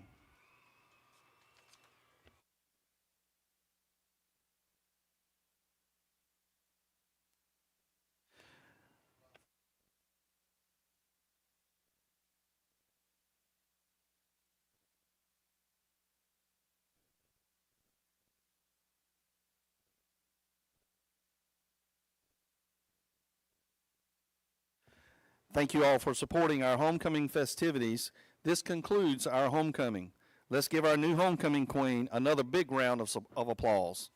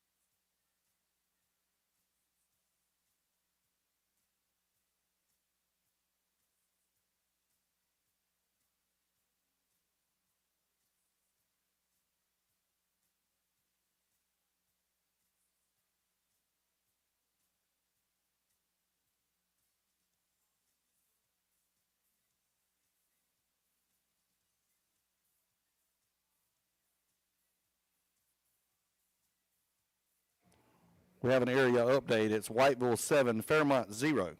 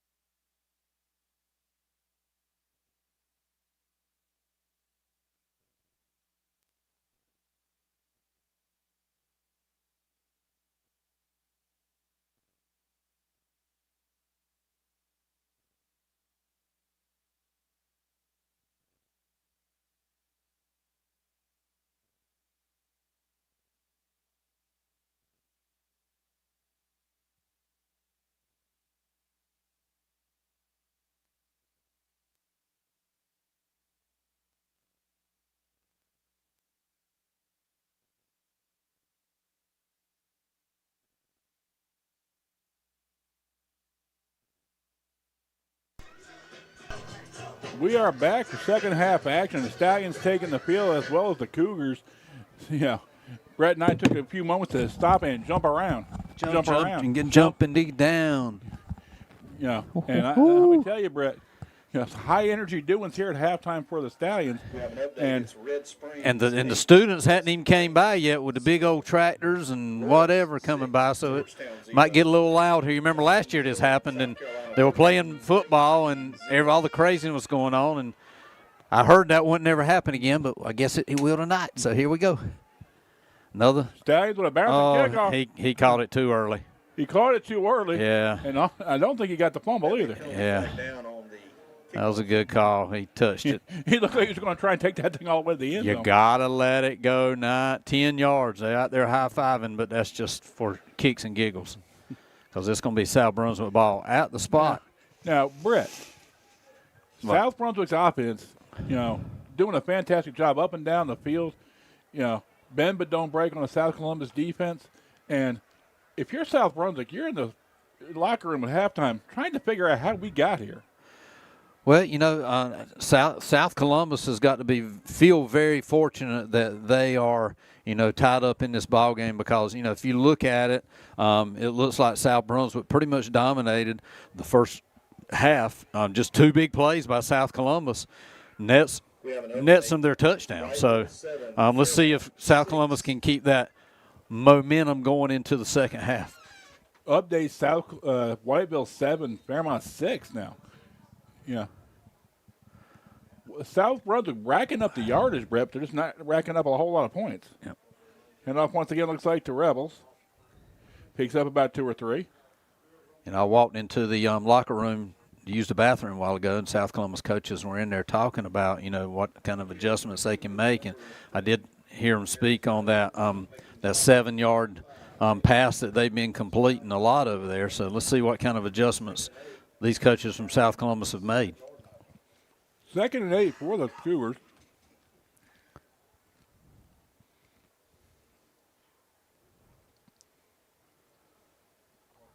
Daniels back to pass once again.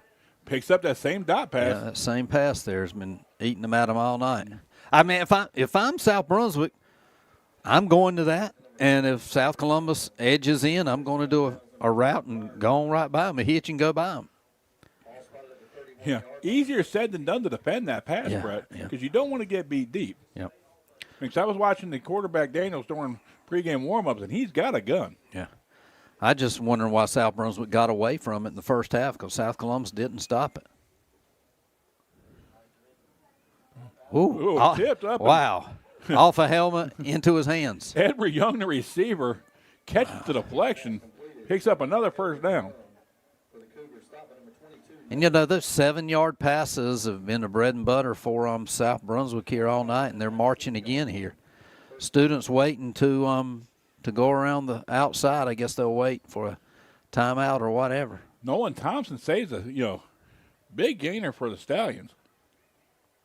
Got South Brunswick quickly knocking on the door again here, tied up with 10:28, 14-14. And off the Rebels up the middle. Going to get upended, but he's going to drag the pile a good 2 or 3 yards. Now, Kevin, we do have our reverse raffle tomorrow night, and all 280 tickets have been sold. I certainly hope so, because we've been pushing that thing a lot this season. Yeah, and it's going to be a good money maker for the foundation. Steaks are crazy, $15.40 a pound for ribeye steaks. I think 5 years ago we looked at it; they were $9.99.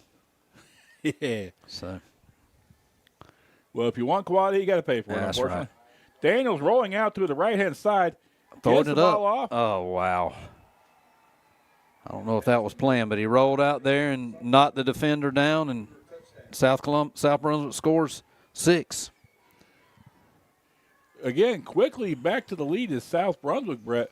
But South Columbus, Pesky is sticking around. Yeah. Like I say, if I'm South Brunswick, South Columbus hadn't stopped me all night with a pass, so I'm just going to keep on doing it. And his completion rate tonight is probably well over 70%. Quarterback Petey once again back to kick. His last one was no good. That's going to be close. That's going to be no good. No good once again. Big extra point in a close Yeah. ball game.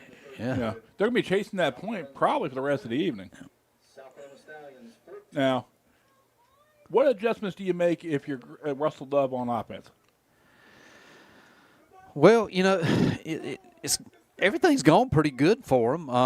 Except for that one time they, had a quick 3 and out. Just inside, outside, mix up a pass here.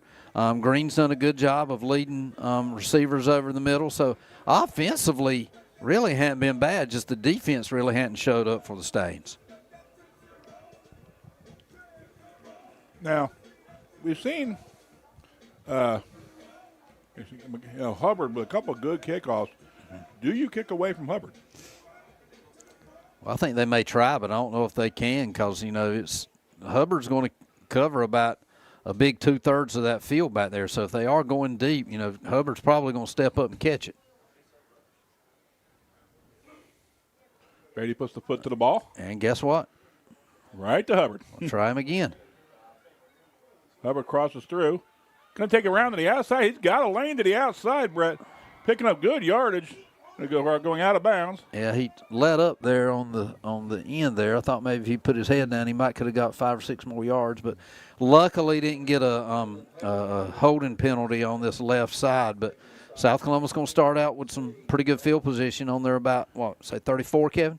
I say 34, 35. And I'll tell you something, Brett. You're absolutely correct. South Columbus has moved the ball pretty well against this Cougar defense. Yep.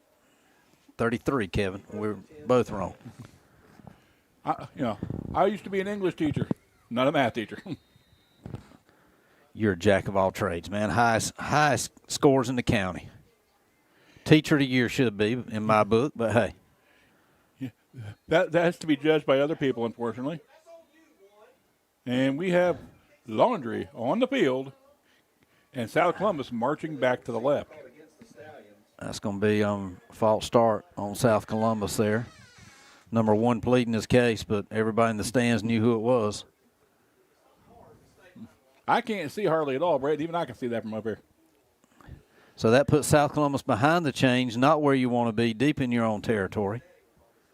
If I'm South Columbus, Brett, I go back to that pass. I mean, Jackson Green's had a good night through the air. Mm-hmm. 5-yard penalty brings up a 1st and 15 for the Stallions. It's a quick-moving game, Brett. It's only 8:30, and we're already into the third quarter.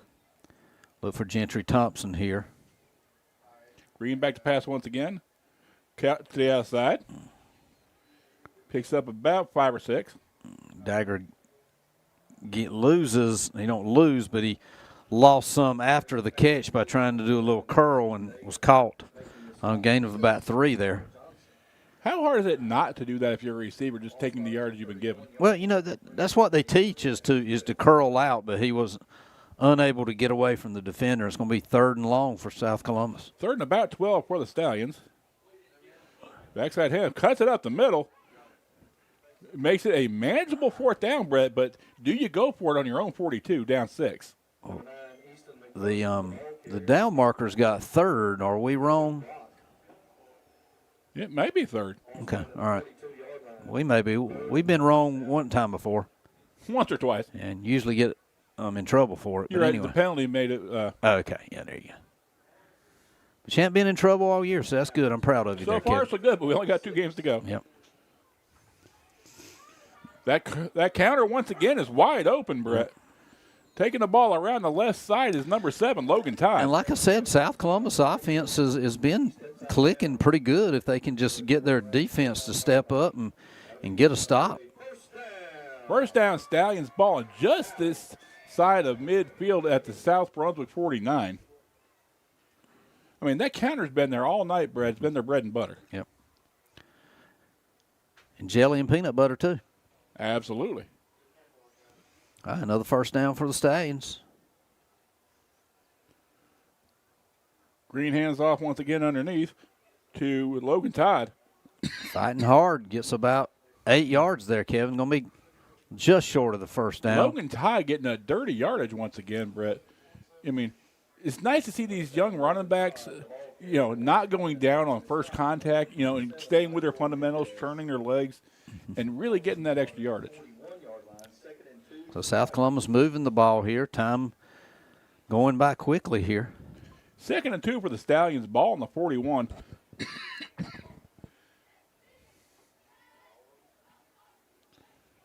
Counter once again, open. Whoa. That had to have been a face mask, Brett, but not called. I mean, you just see him turn, all the way around. But he does pick up the first down. Number 21, Timmy in Washington, the ball carrier. Timmy in Washington. How that isn't a face mask is concerning. I actually didn't see it, Kevin. I was down replying to a text, but I'm going to take your word for it.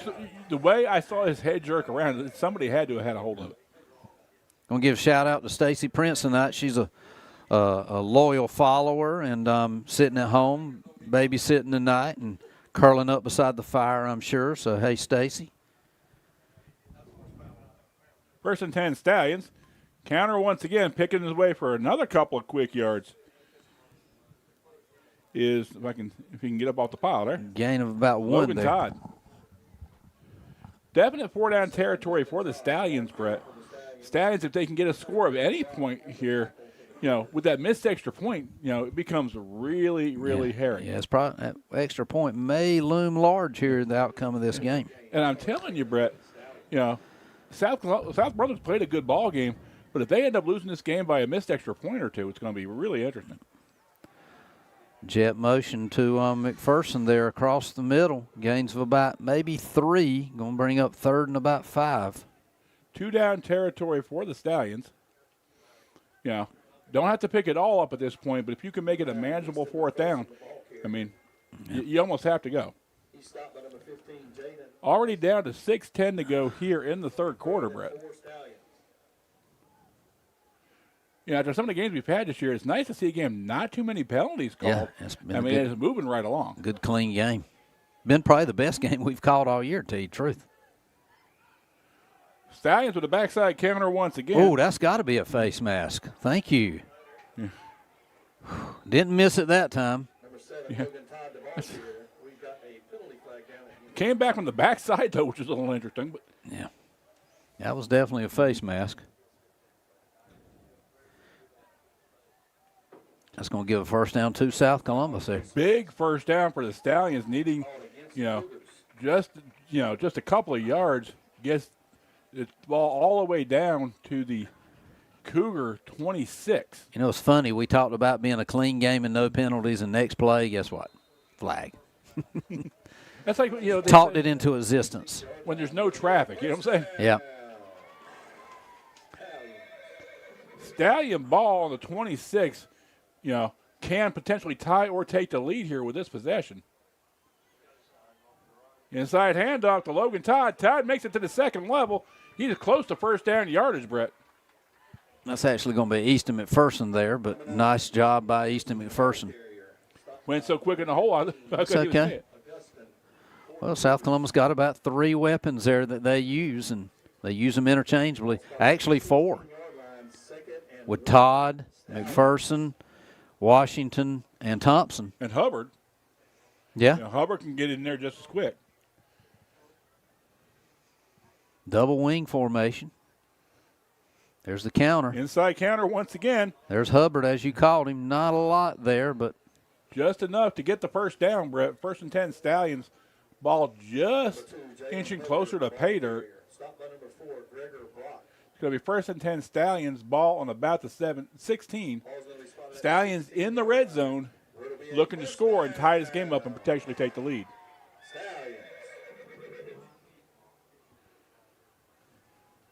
Stallions content to take their time, under 5 to go here in the 3rd. Once again, 1st and 10.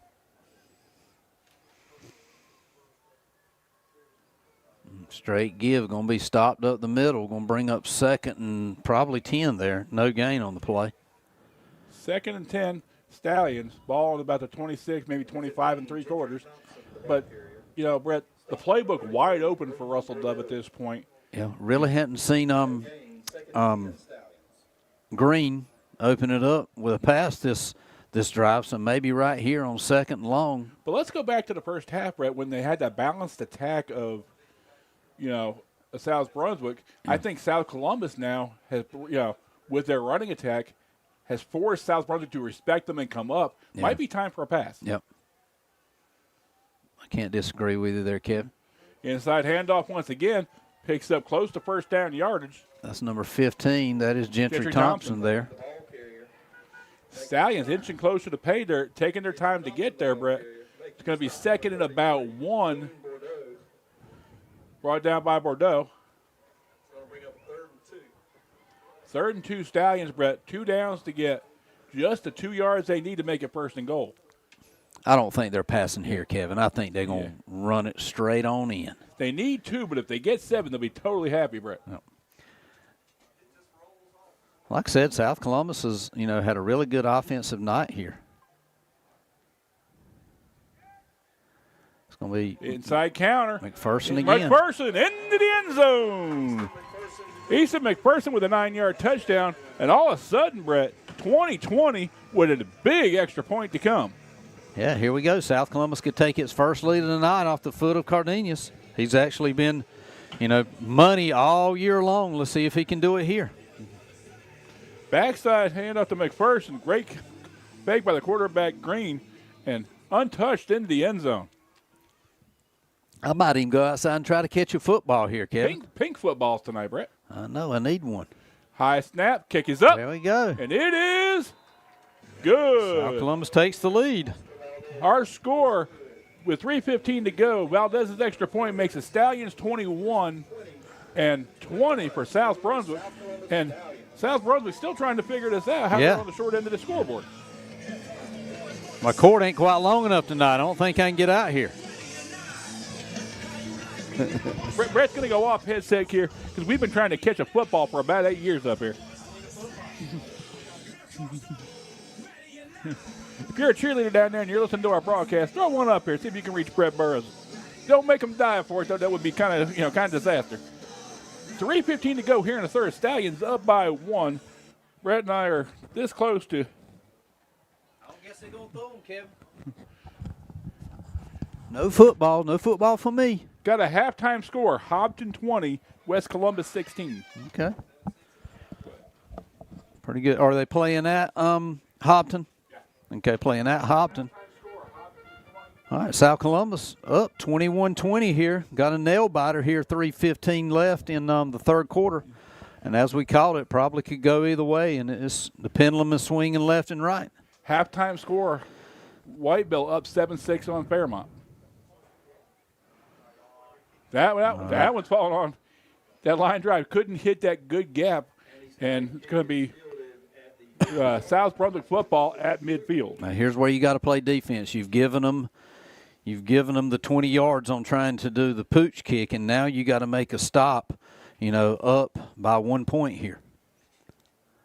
All right, this is where you hope that your home field advantage kicks in here. Maybe the crowd will get loud here with South Brunswick on offense. Right here, right on the 50. Right in front of us, too. Yep. Daniels once again back in the shotgun. Daniels going to roll to his right. Wide open again. Open receiver. That is number 8. He's just Corbin been. Farrow. The South Brunswick's percentage of completions has got to be upwards of 75%. And Brett, in feast or famine, if you come up and try and get it, he's gonna, he might beat you deep. But so much cushion, and South really has struggled to stop it all night. Oh, quarterback keeper, and Daniels picking up another first down. And quarterback inflicting some punishment over there on the sideline. Those big tough quarterbacks remind me a lot of Steve McNair. Forget going out of bounds. Okay, see, they're just throwing footballs over there. Now, why they're not throwing one over here? Anyway. 1st and 10, Cougars, Stallions looking to get a quick stop here. Hand off to Rebels once again. Going to pick his way behind that offensive line. Who's going to make the first stop of the game here and take control of this game, Kevin? Here's the problem, Brett. Both teams go into a running attack. We're already 2:34 to go here in the third. if this goes to a straight running game, it's going to be hard to get that many possessions. Clock clicking down quick. And all the South Columbus students are on the floats there, and they can't holler for the team. Maybe they'll get them down there on the end zone and be too loud for them. Daniels to pass once again. Looked like a hold there. Looked like a hold was not called.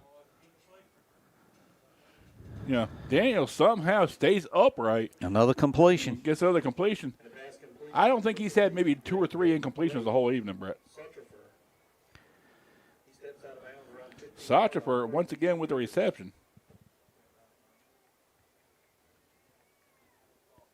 We'd like to remind everyone that at the end of the game, the class floats will be coming around, so please do not leave the stands. They're going to wait till the end of the game. Okay. Hand off the Rebels around the right-hand side. Oh, he went down awkwardly, but gets up. I don't think your body bends like that, does it, Brett? Yeah. So, defense again for South Columbus is, having a tough time trying to stop this Cougar offense. Might be who has the ball last wins the game. It'd be odd if it came down to a kick, wouldn't it? I know. Well, I'm assuming that if South Brunswick scores here, they're going to go for 2. I mean, you can't leave that point hanging out there. First and goal for the Cougars. Hand off to Rebels. Stopped at the line of scrimmage. I'm just taking my quarterback and running in there. I mean, he's a big kid. I don't see them stopping him. But how close do you have to be to tush push? Well, it's supposed to be illegal in high school, but I don't know if they call it. I mean, I'm just giving it my quarter. I'm doing quarterback sneak right here. I mean, 6'2", you've got quarterback. You've really got 3 plays, Brett, to get about 3 yards.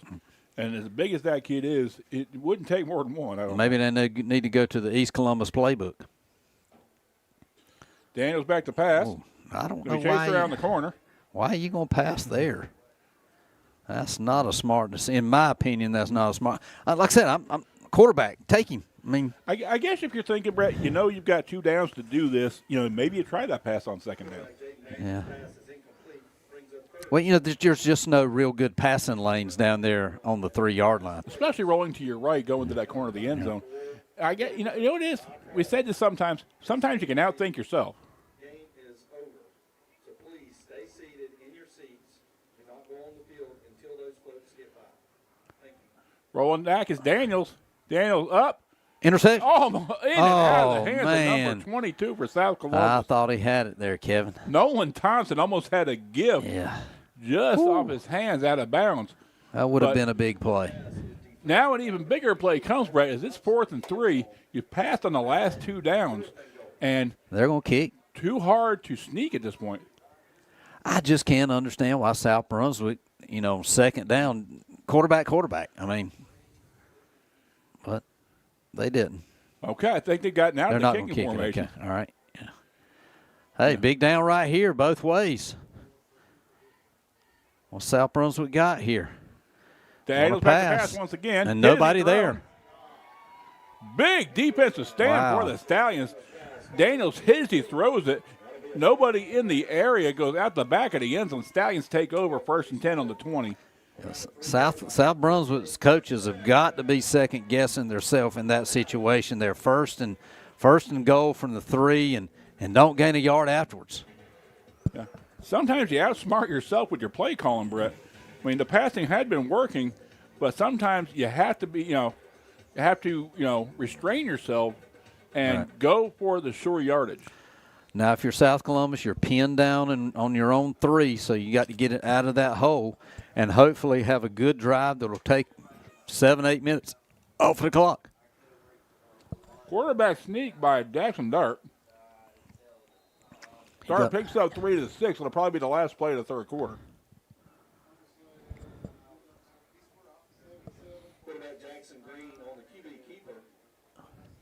They give Dart about 4, makes it 2nd and 6, Brett. I mean, if I'm South Columbus, I don't run another play. I talk this out at the quarter. Yeah. let's go ahead and say this. South Columbus volleyball plays here tomorrow. I think at 1 o'clock for the first round of the state playoffs. And South Columbus girls tennis team has won their first round duel, and they will be playing second round next week, and had some to represent South Columbus at Goldsboro today in individuals. And I don't know exactly how they turned out, but a lot of the other sports, fall sports, are starting to wind down a little bit. Yeah, if we can give a shout out across the county, Brett, saw West Columbus volleyball, got a first round playoff match. The first time in the last couple of years for West Columbus to be in the volleyball playoffs. Okay. And tournament and regular season champions, East Columbus volleyball, having a great year. Yep. I mean, hard as it is to believe, because it feels like we just started school, it's playoff time for some of these fall sports. Yeah, it is. And I think South Brunswick's girls won the volleyball championship. Oh, there's the number. And more important, who's going to win the 50-50? Whew, I never buy one. I just can't remember to bring money. Now, next weekend, Brett, is the Stallion Classic Band Festival. Fantastic time, some great bands. I saw that UNCP, the Marching Braves, are going to do an exhibition. Did you just say bantastic time? A fantastic time. Fantastic time. I I'm like coining that. my own phrase, man. Okay. Or that's just what I heard, but we'll give you credit for saying bantastic. A fantastic time was had by all. You know what? You can market that. Fantastic. That and our laundry on the field T-shirts. Second down and 6 for the Stallions. Oh, Backside counter up Washington. the middle, picks up big first down yardage. And Brett, they're out of the corner of the end zone now. Yep. It's going to be 1st and 10 Stallions. Ball on the 16. Washington stepped up tonight and had some really big plays. It's helped South Columbus out a lot. And, now it looks like South Columbus is finding, 3 and 4 backs that's helping them out, and that's opened up this offense for them. Washington, a young ball player. We've seen some key moments for the Stallions a couple of times this season. First down, Stallions, clock ticking, and South Brunswick still chasing that point, Brett. If the Stallions can string together a score here, they can make it a 2-score game. Yep. Number 2, Jalen Hubbard off the right side. Hubbard off the right side picks up about 7 or 8, Brett. That Stallion running attack really has come to play in the second half. Yep. And if you're South Columbus, you're fine with that. You're okay with running that and just running time off the clock because you're up right now, if you're a Stallion fan, you wouldn't mind a good 6-7 minute 80-yard drive. Yep, I agree. Actually, they started on a 3, so it would be about a 97-yard drive. If you can milk this clock for the for the rest of the fourth quarter. Backside counter once again, picking his way, picks up first down yardage out to the 27. Just enough for the first down by Easton McPherson. Stallions totally happy with 3 yards in a cloud of dust as long as that clock keeps ticking. Stallions up by 1, 10:47 to go here in the game. South Columbus going to use as much of that play clock as they possibly can. You're sitting here saying, well, you don't need to worry about the clock here with 10 minutes left to go, but the way South Columbus plays could eat up a lot of this time. Washington once again, that's at the line, maybe lost a yard or two. But here's the other point about this, Brett. The best defense for South Columbus may be to keep that South Brunswick offense off the field. Yeah. And if you do give up the ball here, you want to put South Brunswick as deep as possible. 2nd and 11 for the Stallions. Ball on about the 27. Green with the counter once again. Reverse. Nice job there. Heads up play by the Stallions. That backside counter to, looks like Easton McPherson. Yeah, it's going to make it manageable there. Going to be about 3rd and 3. 3rd and 3 for the Stallions. I know what you're going to ask me, Kevin. Is it 4-down territory? No, I don't think it's going to be 4-down territory, Brett. But the Stallions, giving up the ball at their 35 as opposed to their 3. I would think it would have to be at least a moral victory for the Stallions, if not a good strategic I'm victory. saying if he don't get first down here, they're going for it. I'm making the call. If he doesn't lose yardage on this play. Riverboat Dove picks up. I don't think we're going to have to worry about that call. At least not yet, because Stallions take the ball all the way from the 26 to the 44. Gentry Thompson, tough yards when he needs them. moves the sticks and moves the pile. 1st and 10, Stallions, ball on the 44. Stallions have got this ball at about 12 minutes to go in the fourth quarter, and we're already down to 9 minutes. Yep. You just want to keep on doing what you're doing, protecting the ball, just, a slow, steady march. Even if you don't score, Brett, the longer you make South Brunswick have to go. Around the left-hand side is Easton McPherson. McPherson moves the sticks once again, Brett. It's going to be 1st and 10, Stallions, ball on about the 40-yard line. Boone Bordeaux with the tackle. Like I said, I've given them shout-outs a couple of times tonight, but this is the best I've seen South Columbus offense look all year. And it's running back by committee, Brett. Yeah. You think you got a hold of Thompson, then all of a sudden McPherson comes in. Yep. Think you got McPherson, you got Hubbard, then you got somebody else. Washington. Timmy and Washington once again. So a 4-back attack here. 4-back attack. I like that. That's Jalen Hubbard, actually. Yeah. Well, I was just saying Washington was one of those 4 that running Hubbard, backs. You got Hubbard, you got Washington, you got McPherson, you got Briar Johnson. You got multiple, Gentry Thompson. Thompson. Everywhere you look, you have somebody who can carry the mail for South Columbus. Yeah. Backside handoff once again. Easton McPherson's going to pick up big yards for the Stallions. Very important, Brett. They were reaching for that ball. He put 2 hands on that thing and clamped down. The Stallions now, in red zone territory, 18 yards away from possibly making this a 2-score game. I'm sort of surprised maybe South Brunswick hadn't called a timeout here because they just don't have an answer for South. And Brett, I think he just called. Yeah. I mean, it's amazing how Brett can call that from all the way up here. I know. Just they don't have an answer for it, and they've chopped off, probably about 6 minutes of this quarter. So got to make some kind of adjustments there. Now, important here, Brett. I mean, we saw Stallions a half a yard away from really being up 8 already. Yep. But, hold on to the ball and at least get 3 out of this and force South Brunswick to have to at least score a touchdown. Yep. You want to get it out of that 1-point margin. We'll see. Score 20. Do you go for 2 here if you're South Columbus? If you score the touchdown. It's something to think about. I mean, if you're gutsy, maybe. Here's the thing, bro. I don't think you're hurt if you go for 2 because even if you don't get it, you're still up 7. Yeah. Yep. I think, more importantly for the Stallions, they at least have to get a field goal out of this, Brett, and take away the kicking game of South Brunswick. Yeah. We don't want to get ahead of ourselves here, but you're just thinking ahead on what could happen if a touchdown did occur. 1st and 10, Stallions, ball on the 18 of South Brunswick. Stallions in the pro set. That's not what you can have there. Who was that? Did you see who jumped, Kevin? I did not. So you've marched all the way down the field with no penalties, and then this is a penalty, that could hurt you. Now, is this 4-down territory, or do you put the hands in put the game in the hands of your kicker to kick that field goal? Well, probably 4-down territory because you don't think South Brunswick's going to kick a field goal. They're going to go for it all. Nice job, Easton McPherson off the left side. Not going down at first contact, Brett. All of a sudden, McPherson down. He may have picked up first down yardage, making a first and goal. McPherson's come to play this second half, Kevin. Been the McPherson show here. They do give him the first down, Brett. It's first and goal Stallions from the 8. McPherson with a 15-yard gain. Yep. And you said this started from the on 3? They're on 3. So Stallions right now, they needed 97, so basically an 89-yard drive right now. And down to 7 minutes. Stop the clock there on the sideline.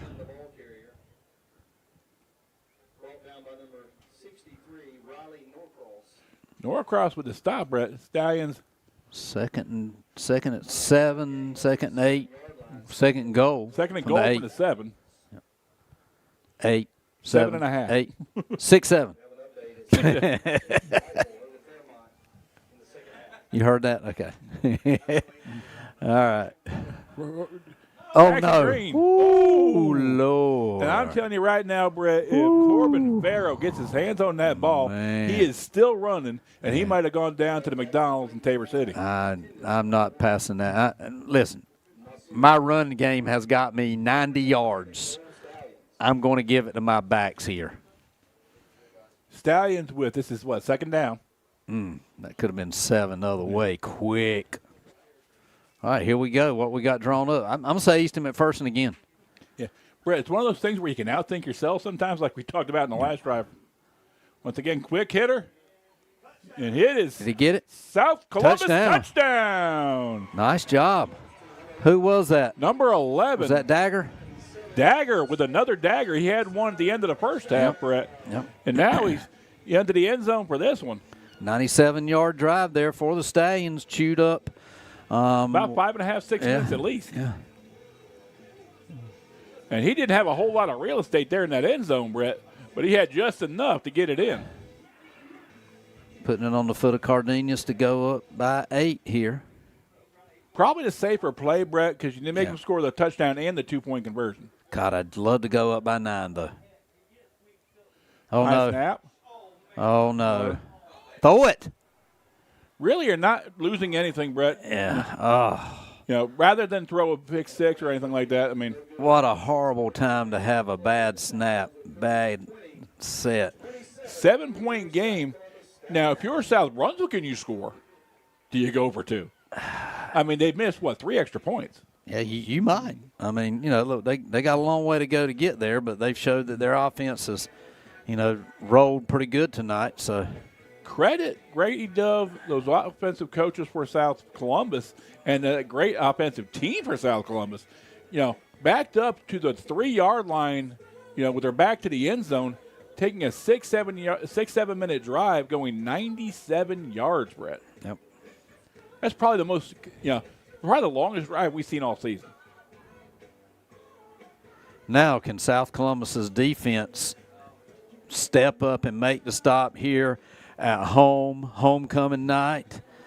Chance to almost solidify your team, maybe making it to the final championship game here for the conference. These are the moments that when you look back on this, when you bring your kids out here in another 15 years, Brett, that they'll be telling this story forever. You know what I'm saying? Okay, Kevin, we don't squib it here. Kick it deep. In this case, since you're going this way, I would kick it to Whiteville. There you go. Now cover. Oh, Lord, it's wide open up the middle. Ooh. Heads up. They caught him down, I think. Yep. So South Brunswick's going to start out on their own 38 here and see if they can make this drive here with 6:34 to tie this ball game up. You got one player down from each team right now. I think it was Easton McPherson with a heads-up tackle, Brett. And that's one reason why Coach Dove a lot of times likes to squib kick it, because you never know what's going to happen when you give that back the opportunity to get, heads up and go down the field and make a play. Not too bad of a job by South Columbus there. Actually, I got plaster all over my tennis shoes. We made volcanoes this week in my science class, so I'm trying to get some plaster off my shoes. But like I said, 2 players down. Looks like one of them's a cramp for South Brunswick. Not sure about the one from South Columbus. I think it was the same thing going the other way. I think. Okay. Yeah, they're pulling him up now. A double cramp. A double cramp. Now, Brett, South Brunswick has 55 yards to go to get this thing in the end zone and tie this thing up. What is the safer play if you score if you're South Brunswick? The extra point will tie the game, and we'll have, but if you go for 2 in the win. Well, you probably won't make that decision till you get that gut feeling there at the end. Yeah, it looks like a cramp for South Columbus, too. You can see how gingerly he's walking off the field.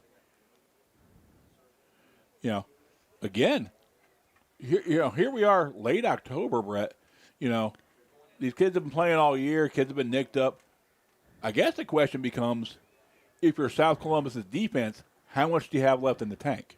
And really, if you're South Brunswick's offense, the same question. Well, the good thing about it is a cool night here. You're not probably as winded as much. There's a lot of kids going both ways, but, hey, you're getting your defense a little bit of rest here now with players being injured, so that maybe bode a little bit in South Columbus's favor. But, Coach Dove is telling his kids, right here, make a stop, we win this ball game. Here's what the experts like to call gut check time. Yep. It's man on man, position on position. And these are the kind of moments you hope for in August and July when you're working out in the summer to put yourself in a position for moments like this. South Brunswick in the pro set. Hand off to Rebels up the middle. It's going to pick up a couple before being tackled by number 57 for South Columbus, and that is C.J. Joseph. South Columbus would love to have some kind of turnover here. Would help solidify this game. A turnover right now for South Columbus would seal the deal. Yep. But, an 8-yard gain on that running play there, so it's like South Brunswick was going to Rebels look kicked to it that. to the outside. Stopped just after he crosses midfield at the 49. Does pick up the first down. And if you're South Brunswick, conversely, Brett, you're totally happy to have Rebels take the next 5 minutes and 59 seconds and methodically take this ball down the field. I got that gut feeling that if South Brunswick scores here, they're going to go for 2.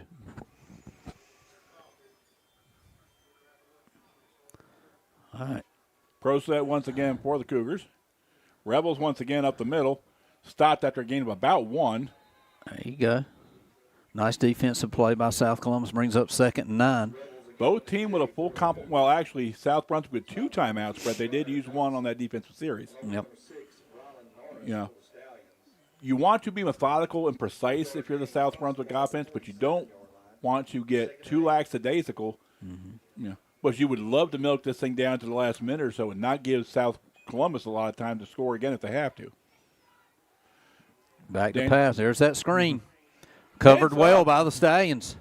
Heads up play by number 52, and that is Jess Beck.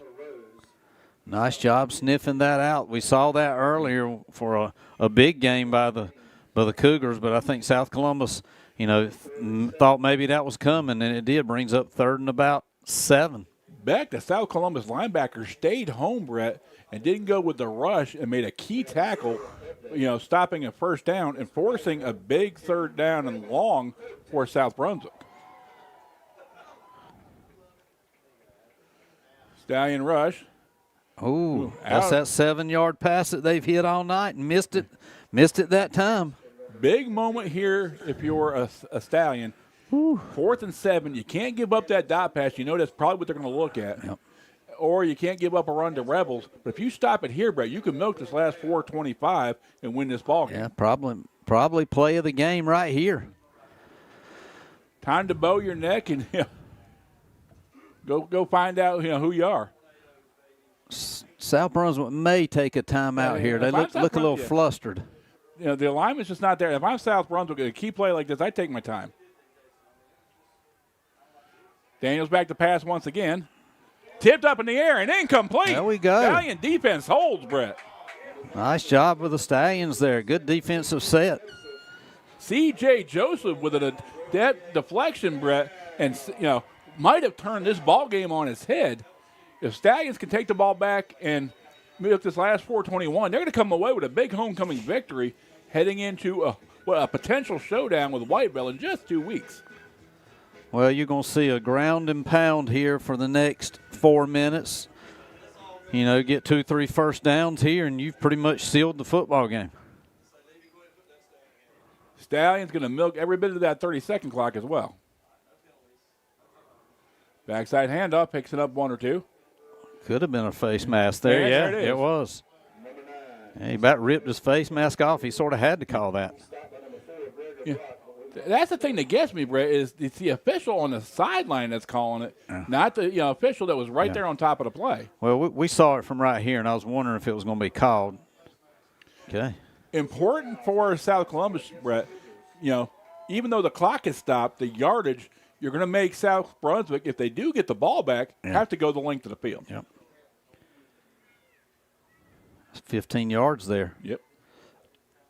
No 5-yard face mask in high school. And if you get the win here and the excitement goes on, all the crowd's got to stay in the stands until the floats go by. So, clock moving once again, getting down to just about 4 minutes. give the number 15. Gentry Thompson picking up a couple, moving the pile. And here's the other thing, Brett. If you're a South Columbus running back, you hold on to that ball, like it's plutonium right now. Yep. And you don't let that thing go for anything. Like it's your girlfriend, your best friend's trying to take her away. That's what I'm saying. Not that I know that from experience, but anyway. I don't think Brett and I are allowed to have girlfriends anymore. Well, back in the day. Back in the day. All right, brings up second down about 8. 3:30 to go for South Columbus. South Columbus still only 10 seconds left on the 30-second clock. They're going to milk it all the way down. Hand off to Gentry Thompson, picking up 3 or 4. If Thompson would have took that to the right there, he'd have had a first down easily, but he cut it back to the inside where the traffic was. But if you are Coach Yao for South Brunswick, Brett, when do you use your timeouts? I think he just used that one. Okay, he's down to 1, Brett. Mm-hmm. Now, being judicious, do you use that timeout on defense? Well, maybe he didn't need that timeout since there was a player down on the field for South Columbus, but, he can't take it back. You got to do whatever you can to keep time on the clock, and, he made that decision to take it on defense, especially 3rd and 4, and I'm going to say South Columbus is definitely in 4-down territory because if you punt it, you're probably going to punt it in the end zone and only going to net probably about 10 yards on that one. So. And I can guarantee you, Brett, it's going to be a running play because South Columbus will not want to stop the clock. Yeah. There's a lot of injuries here for South Columbus here at the last part of the game. If you're South Columbus, that first down becomes pivotal, Brett, because you almost force Yao to use the timeout, on this side of the possession. Because if they get that first down, they can take it down all the way down to about 1 minute or 30 seconds. I know he wishes he hadn't have called that timeout seeing South Columbus's player down on the field. But key moments here at the end of this ball game, Brett, with a lot of effect on the conference race. And that's Gentry Thompson that's down gingerly on the field. That's now, in previous years, that might have been a concern, Brett. But, then when you have Washington and Hubbard and McPherson and Johnson, having that depth that, Dove has, in his backfield, that's a luxury at this point. Yep. All right, so who's going to get the ball here? I'm saying Washington. Is Washington in there? South Columbus needing about 3 or 4 yards. No, Washington's not in there, so. 2 downs to get 3 or 4. The only thing that hurts you right now is a penalty. Cuts it inside and There's outside, picks up first down yardage, and he is out of bounds with a first down. Oh, flag on the play. It might be a hit out of bounds. No, it's in the middle of the field. In the middle of the field. Oh, my goodness. What a time for your first holding penalty of the night. Okay, Brett. Now, do you potentially go for a field goal if you're South Columbus? You've got, let's say if South Columbus picks up 5, maybe 10 yards. Possibly here, because that would make it a 2-score game. So. And here's the other thing, Brett. It's still second down. Yep. Because that was a second down play. So Stallion's actually getting an extra play out of this with time to milk the clock. No, that was a 3rd down play. So 3rd down? Yeah. Yep, because it was 3rd and 3. Okay. Now it's going to bring up 3rd and 13. Do you risk a pass at this point? I don't, Kevin. I'm wanting time to run off that clock. But they do. And it's not even close. So now you got to pass it here. If you're going to pass it there, you got to pass it here. Do you risk sending Cardenas out there for the field goal? Not with that would be a 53-yard field goal there, Kevin. Well, let me ask you. They're going to punt it. I think that this is probably the smart play here, Brett. Is punting the ball. I mean, you're not going to get a 40, 50-yard kick. So if you're on the 39, you pooch this thing. But you got a chance of hiking it over to punter's head. There's a lot of things that could go wrong here just to net 10 yards. Kick is off. I would let it go in the end zone, but that's him. Yeah, smart. Oh, my goodness. Yeah. And he missed the tackle there. Oh, my goodness. Worst possible thing that could happen for South Columbus. You got missed tackles. You had to punt where you wanted it, Brett. I just thought, Kevin, there's just too many things that could go wrong with punting. Coach Dove does not like to hang up balls and give it to backs with that. And I think he could probably say, maybe I should have went for it there, even if I didn't get honestly, it. I think the pass was, yeah, a questionable thing. Ball at midfield, 50 yards from pay dirt and his high score, 2:26 to go. Cougars with only one timeout. Daniels rolls to his right. You got to look Bastard receivers, and he does catch the ball about the 42, gets out of bounds, Brett, does not get a first down. You got to rely on your defense right here. You got to rely on your linemen getting to that quarterback. We got three things going on here, Brett. We have South Brunswick offense needing to get the score to get it tied. You have South Brunswick with one timeout, and a Stallion turnover. If they can pick off one of these dot passes, will end the ball game.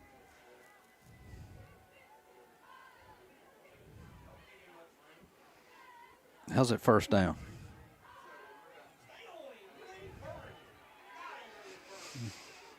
He's got him wide open. Oh, my goodness. And it is a touchdown, Cougars. What is going on there? I mean, he threw it way up in the air. Just the guy was way back there, like he'd come from the sidelines and just out there. Now, Brett? I have no idea where the defensive back was. Houston, we have a problem. Yep. Because let's take a look and see if the kicker's coming onto the field, Brett, because this is big doings right here and a big play with 2:10 to go. I think they're going for two, Kevin. You called it about 5 minutes ago, Brett. I did. I mean, what you got to lose? I mean, you're at home. I mean, you're away. South Columbus, I think, is going to use their timeout. Probably a smart play here. See what they're coming out in. You saw that they kept the kicker on the sideline, so you call timeout and you set your defense because you can end the game right here if you're South Columbus with a defensive stop. Yep. Now, if you're the South Columbus defense, do you send pressure? Well, you know what? You've made stops here all night long. You've stopped them there on the goal line a bunch of times. Just got to ask your defense to do it again. You just got to get to the quarterback. I mean, I'm thinking it's going to be a pass. You just got to get to the quarterback. Now, I mean, Hubbard's gingerly dancing around. Is he well enough to be able to be out there at this play? He looked like the defensive back that got burnt a while ago. Is he injured? Do you need him on the field there? Can he make the stop? Probably a smart play for South Brunswick, though, Brett, because you force South Columbus to burn a timeout to make sure of this call. Yeah. Because now both teams down to one timeout. So is it going to be a handoff to number 20, or are they going to pass it? Looks like everybody's tight. Quarterback draw, throws it. Oh, my goodness. And he's got the two-point conversion. Wow. Number 4. Who left number 4 alone? You got responsibilities as defensive backs, and nobody picked up number 4. I think what happened, Brett, is they saw the quarterback draw. They come up on the quarterback draw, and it's just a jump pass. Now, South Columbus down to one timeout, 2:10 to go. And, does Hubbard have enough in his legs? I mean, he has been suffering from those cramps. Does he have enough in those juice in his legs to get a good return for South Columbus? I guess we'll see here, Kevin. Now, South Columbus has to be judicious, Brett, with that one time out.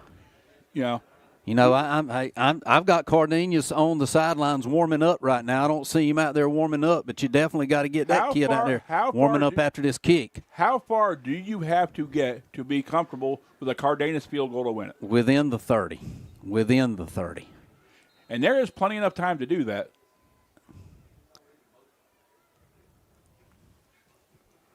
All right, need a good return here for South Columbus.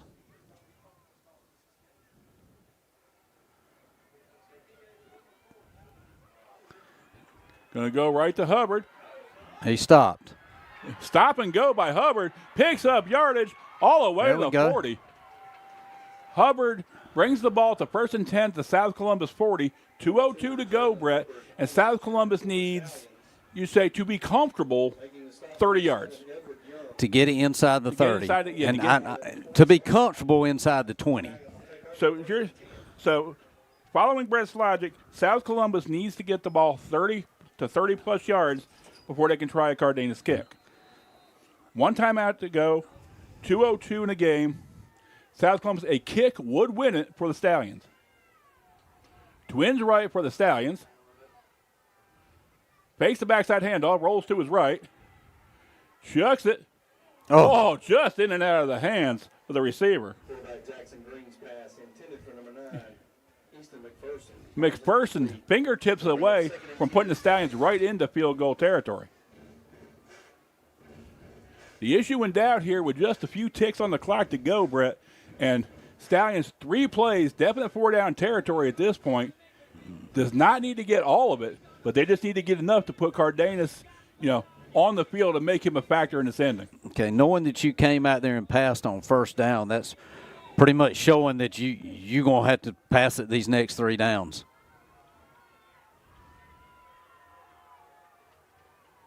Green back to pass once again. Looking He's got backside. Him. Wide oh, my God, 2 people in the same area. They ran into each other.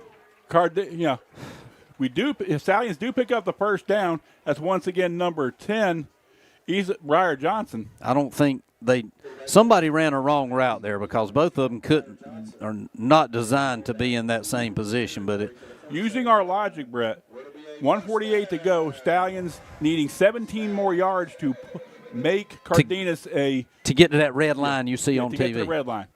Yeah. To make Cardenas a factor, they need 17 more yards with 1:48 and all 4 downs.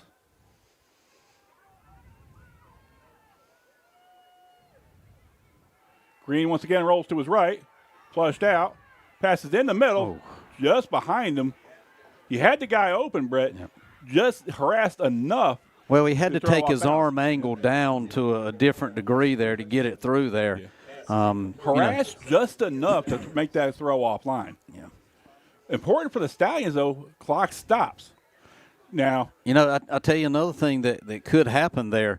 He probably could have tucked it down and ran through there and gained probably 1st down there, but he decided to make that throw.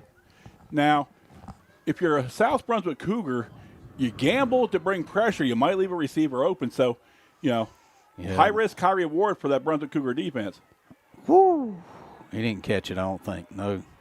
Incomplete. Incomplete. It's still 1:36, 2 downs to get 10 yards for South Columbus, Brett. Not important to get a touchdown in these 2 plays. It is important if you're South Columbus to move the sticks and give yourself more opportunity. Yeah, you got to get a 1st down here to be in this game here. You got 2 downs to get a 1st down. Not sure what you're going to draw up here. But 96 ticks to the clock, Brett. South Columbus desperate to get in field goal range. Green rolls back to pass once again. South Brunswick sending pressure. And unfortunately, it looks like, for South Columbus, you're down to 1 down to get 10 yards. 4th down and 10 with 1:31 left to go. 3rd quarter score, Hopton 34, West Columbus 28.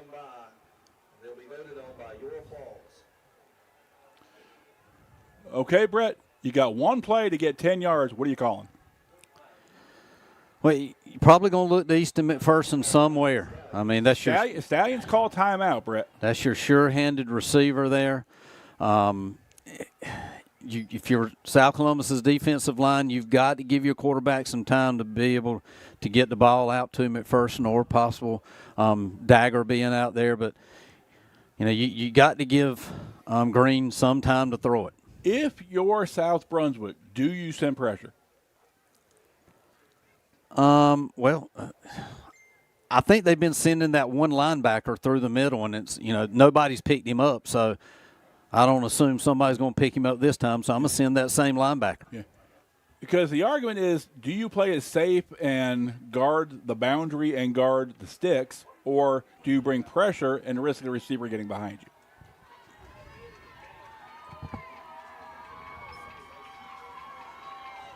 All right, play of the game right here. Been a great ball game. We knew it'd be a nail biter, so here it comes down to this. Green rolls to his right. And that falls incomplete. South Columbus is going to lose. And we have, unfortunately, quarterback injured on the play. And just, they tried – that right linebacker did come in and take him off the sticks, and we got 2 injuries right now. One for each team once again.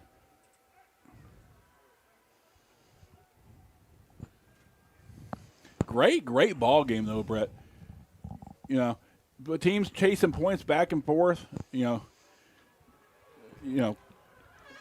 86 ticks on the clock, but well, you could see this game could have gone either way several times tonight. Yeah, but if you're South Columbus, you got to assume that you had the ball game in your hand and everything was going the way you wanted it to go, and it just, started going south.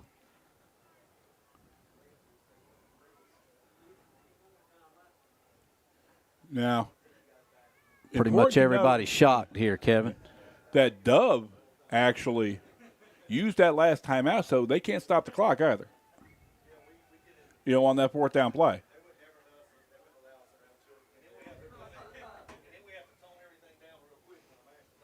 I think is that the quarterback? Yeah, it is. Jackson Green, Jackson Green, I mean. Credit Jackson Green. I mean, he stuck in there as long as he could, Brett. I mean, tough kid. Jackson Green, the junior quarterback for South Columbus, as tough as they come, just, needed an extra second or two to get that ball off. Yeah, if you're South Brunswick, you're just taking a knee and you're getting on that bus and you're going to have it rocking on the way back to Southport. I hope not, because to be honest with you, I'll probably be following them back. I live in Brunswick County. Yep. They'll probably head down 130. Actually, they could go down 211.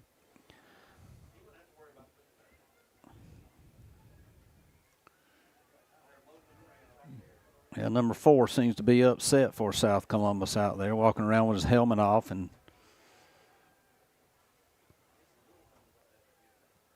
all right, here we go. South Brunswick just comes up to the line, is going to take a knee, and we'll call that a good, probably the best ball game we've seen all year, Kevin. It has been. Nip and tuck. Then we did have the one walk-off extra point or field goal, didn't we? Was that this year? I think it was this year. Okay. No, you're right. That was last year. Yeah.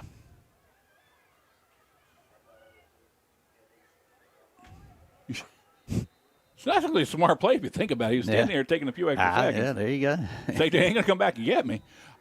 You're not used to seeing the victory formation at a shotgun. Yeah, I agree. Okay, South Columbus has used their last timeout, I believe.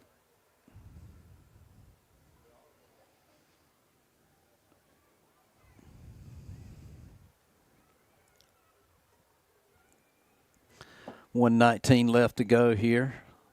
Second and still a big ball game in that Whiteville game, Brett. In 2 weeks. Brett and I will be off next week. There's, all the teams will be away. And when I will be here, we'll be broadcasting, through Kelly Jones Productions, the South Columbus Stallion Classic Band Competition. The band, it'll be a bandtacular afternoon and evening with 10 bands performing, I believe, including South Columbus doing an exhibition, and the UNCP Marching Braves will be doing an exhibition. Fantastic. It'd be fantastic. It'll be fantacular. Let's see how many cliches we can throw in here in the last 90 seconds. We still got the students to have to come around. It's going to be a little rough knowing you lost a game here to get them to be excited, but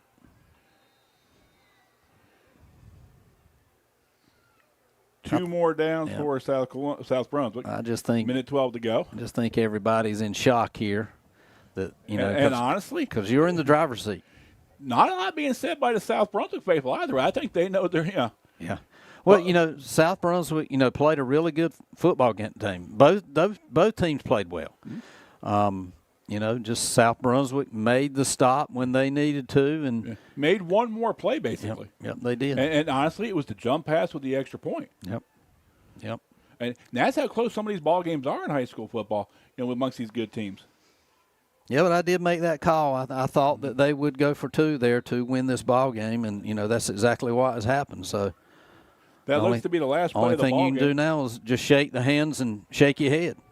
That looks to be the last play of the ball game. Our final score: South Brunswick Cougars 28, South Columbus Stallions 27. And I was listening to the folks in the press box this afternoon, Brett, before the ball game started. And this is just as close and just as exciting and back and forth as that game was 2 years ago at South Brunswick, and where the Stallions came out had a big come from behind victory. So this is starting to become a really good rivalry. Yeah, it is. Both these teams are evenly matched. South Brunswick comes in here on homecoming night for the Stallions and pretty much, lack of a better word, steals one. You thought that extra point would cost them the game, and then it ended up. Because they went for that too and converted. And like I said, you stopped South Brunswick so much in that red zone, especially on the 2 or 3 yard line. You thought you'd make a stop there, but and I don't know if it was a design play for the quarterback to run, and he said, "Oh, I'm not going to make it," and looks up and he sees his receiver in the middle, like, "Hey, I'm wide open. Nobody cares about me," and he just flipped it to him. And that's ball game. And to credit Daniels being heads up on that, looking for that open receiver and still keeping his head up while trying to get that, extra point. Yep. Because literally you're 2.5 yards from either oblivion or fortune. Yep. Coming around, you will have these floats, coming across, and they say by applause is the winner is going to be determined. I don't think there's going to be a lot of applause here from this crowd because, most of them are stunned here. And if you're a football fan. But you know what? Got to support the kids, Brett. These kids put a lot of heart and time into these floats. Yep. I just hope they're safe out there. Yeah. But, Kevin, I'm going to sign off here. I'm going to head to the house and curl up in my bed and watch some Netflix, I believe. See if you can catch the end of that American League Division. Yeah. Baseball's been really good. The Dodgers have been tearing it up, but the Mariners and the Blue Jays knotted up 2-2, I think. I believe it is. So we'll see tonight who pulls that one out. Okay, it looks like the freshman class coming through. I'll call this last little bit of parade, right. Brett. And Brett and I will be back together 2 weeks from now on the campus of South Columbus for the annual showdown between the Wolfpack and the Stallions. Here comes your Stallion sophomores.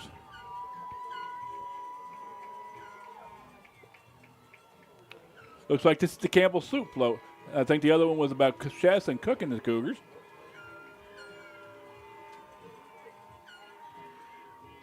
This one is can the Cougars.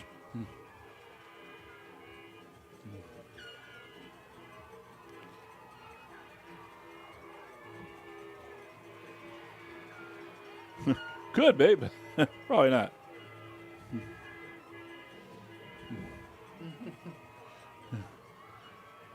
I like mine better, so we'll go with mine. Next up is the Stallion Junior class. Throwing some swag out into the bleachers.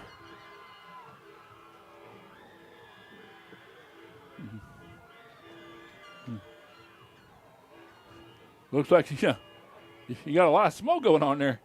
I don't know if I'm going to be standing in that smoke throwing some stuff. It's a little dangerous if you think about it.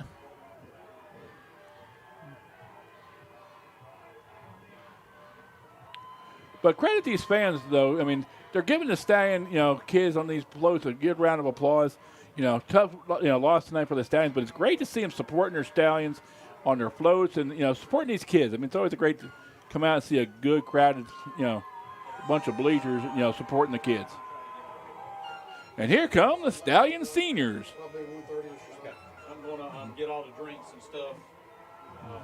Stallion seniors coming through. This their final homecoming game. Had a good one to go out on, absolutely. So what we need to do is probably put the drinks in our truck, take them over there. So once again, we will be off next week as all teams are away. Stallions will be taking the field in Vinegar Hill one more time this year in 2 weeks, taking on the White Belt Wolfpack in a game that could have a lot to say about who, gets some automatic bids and championship here in the conference. And fantastic ball game. We appreciate the great folks, Jeff Rudnick, Kelly Jones, all the great folks at CCCA. We'll be back in 2 weeks on the Columbus County Sports Network.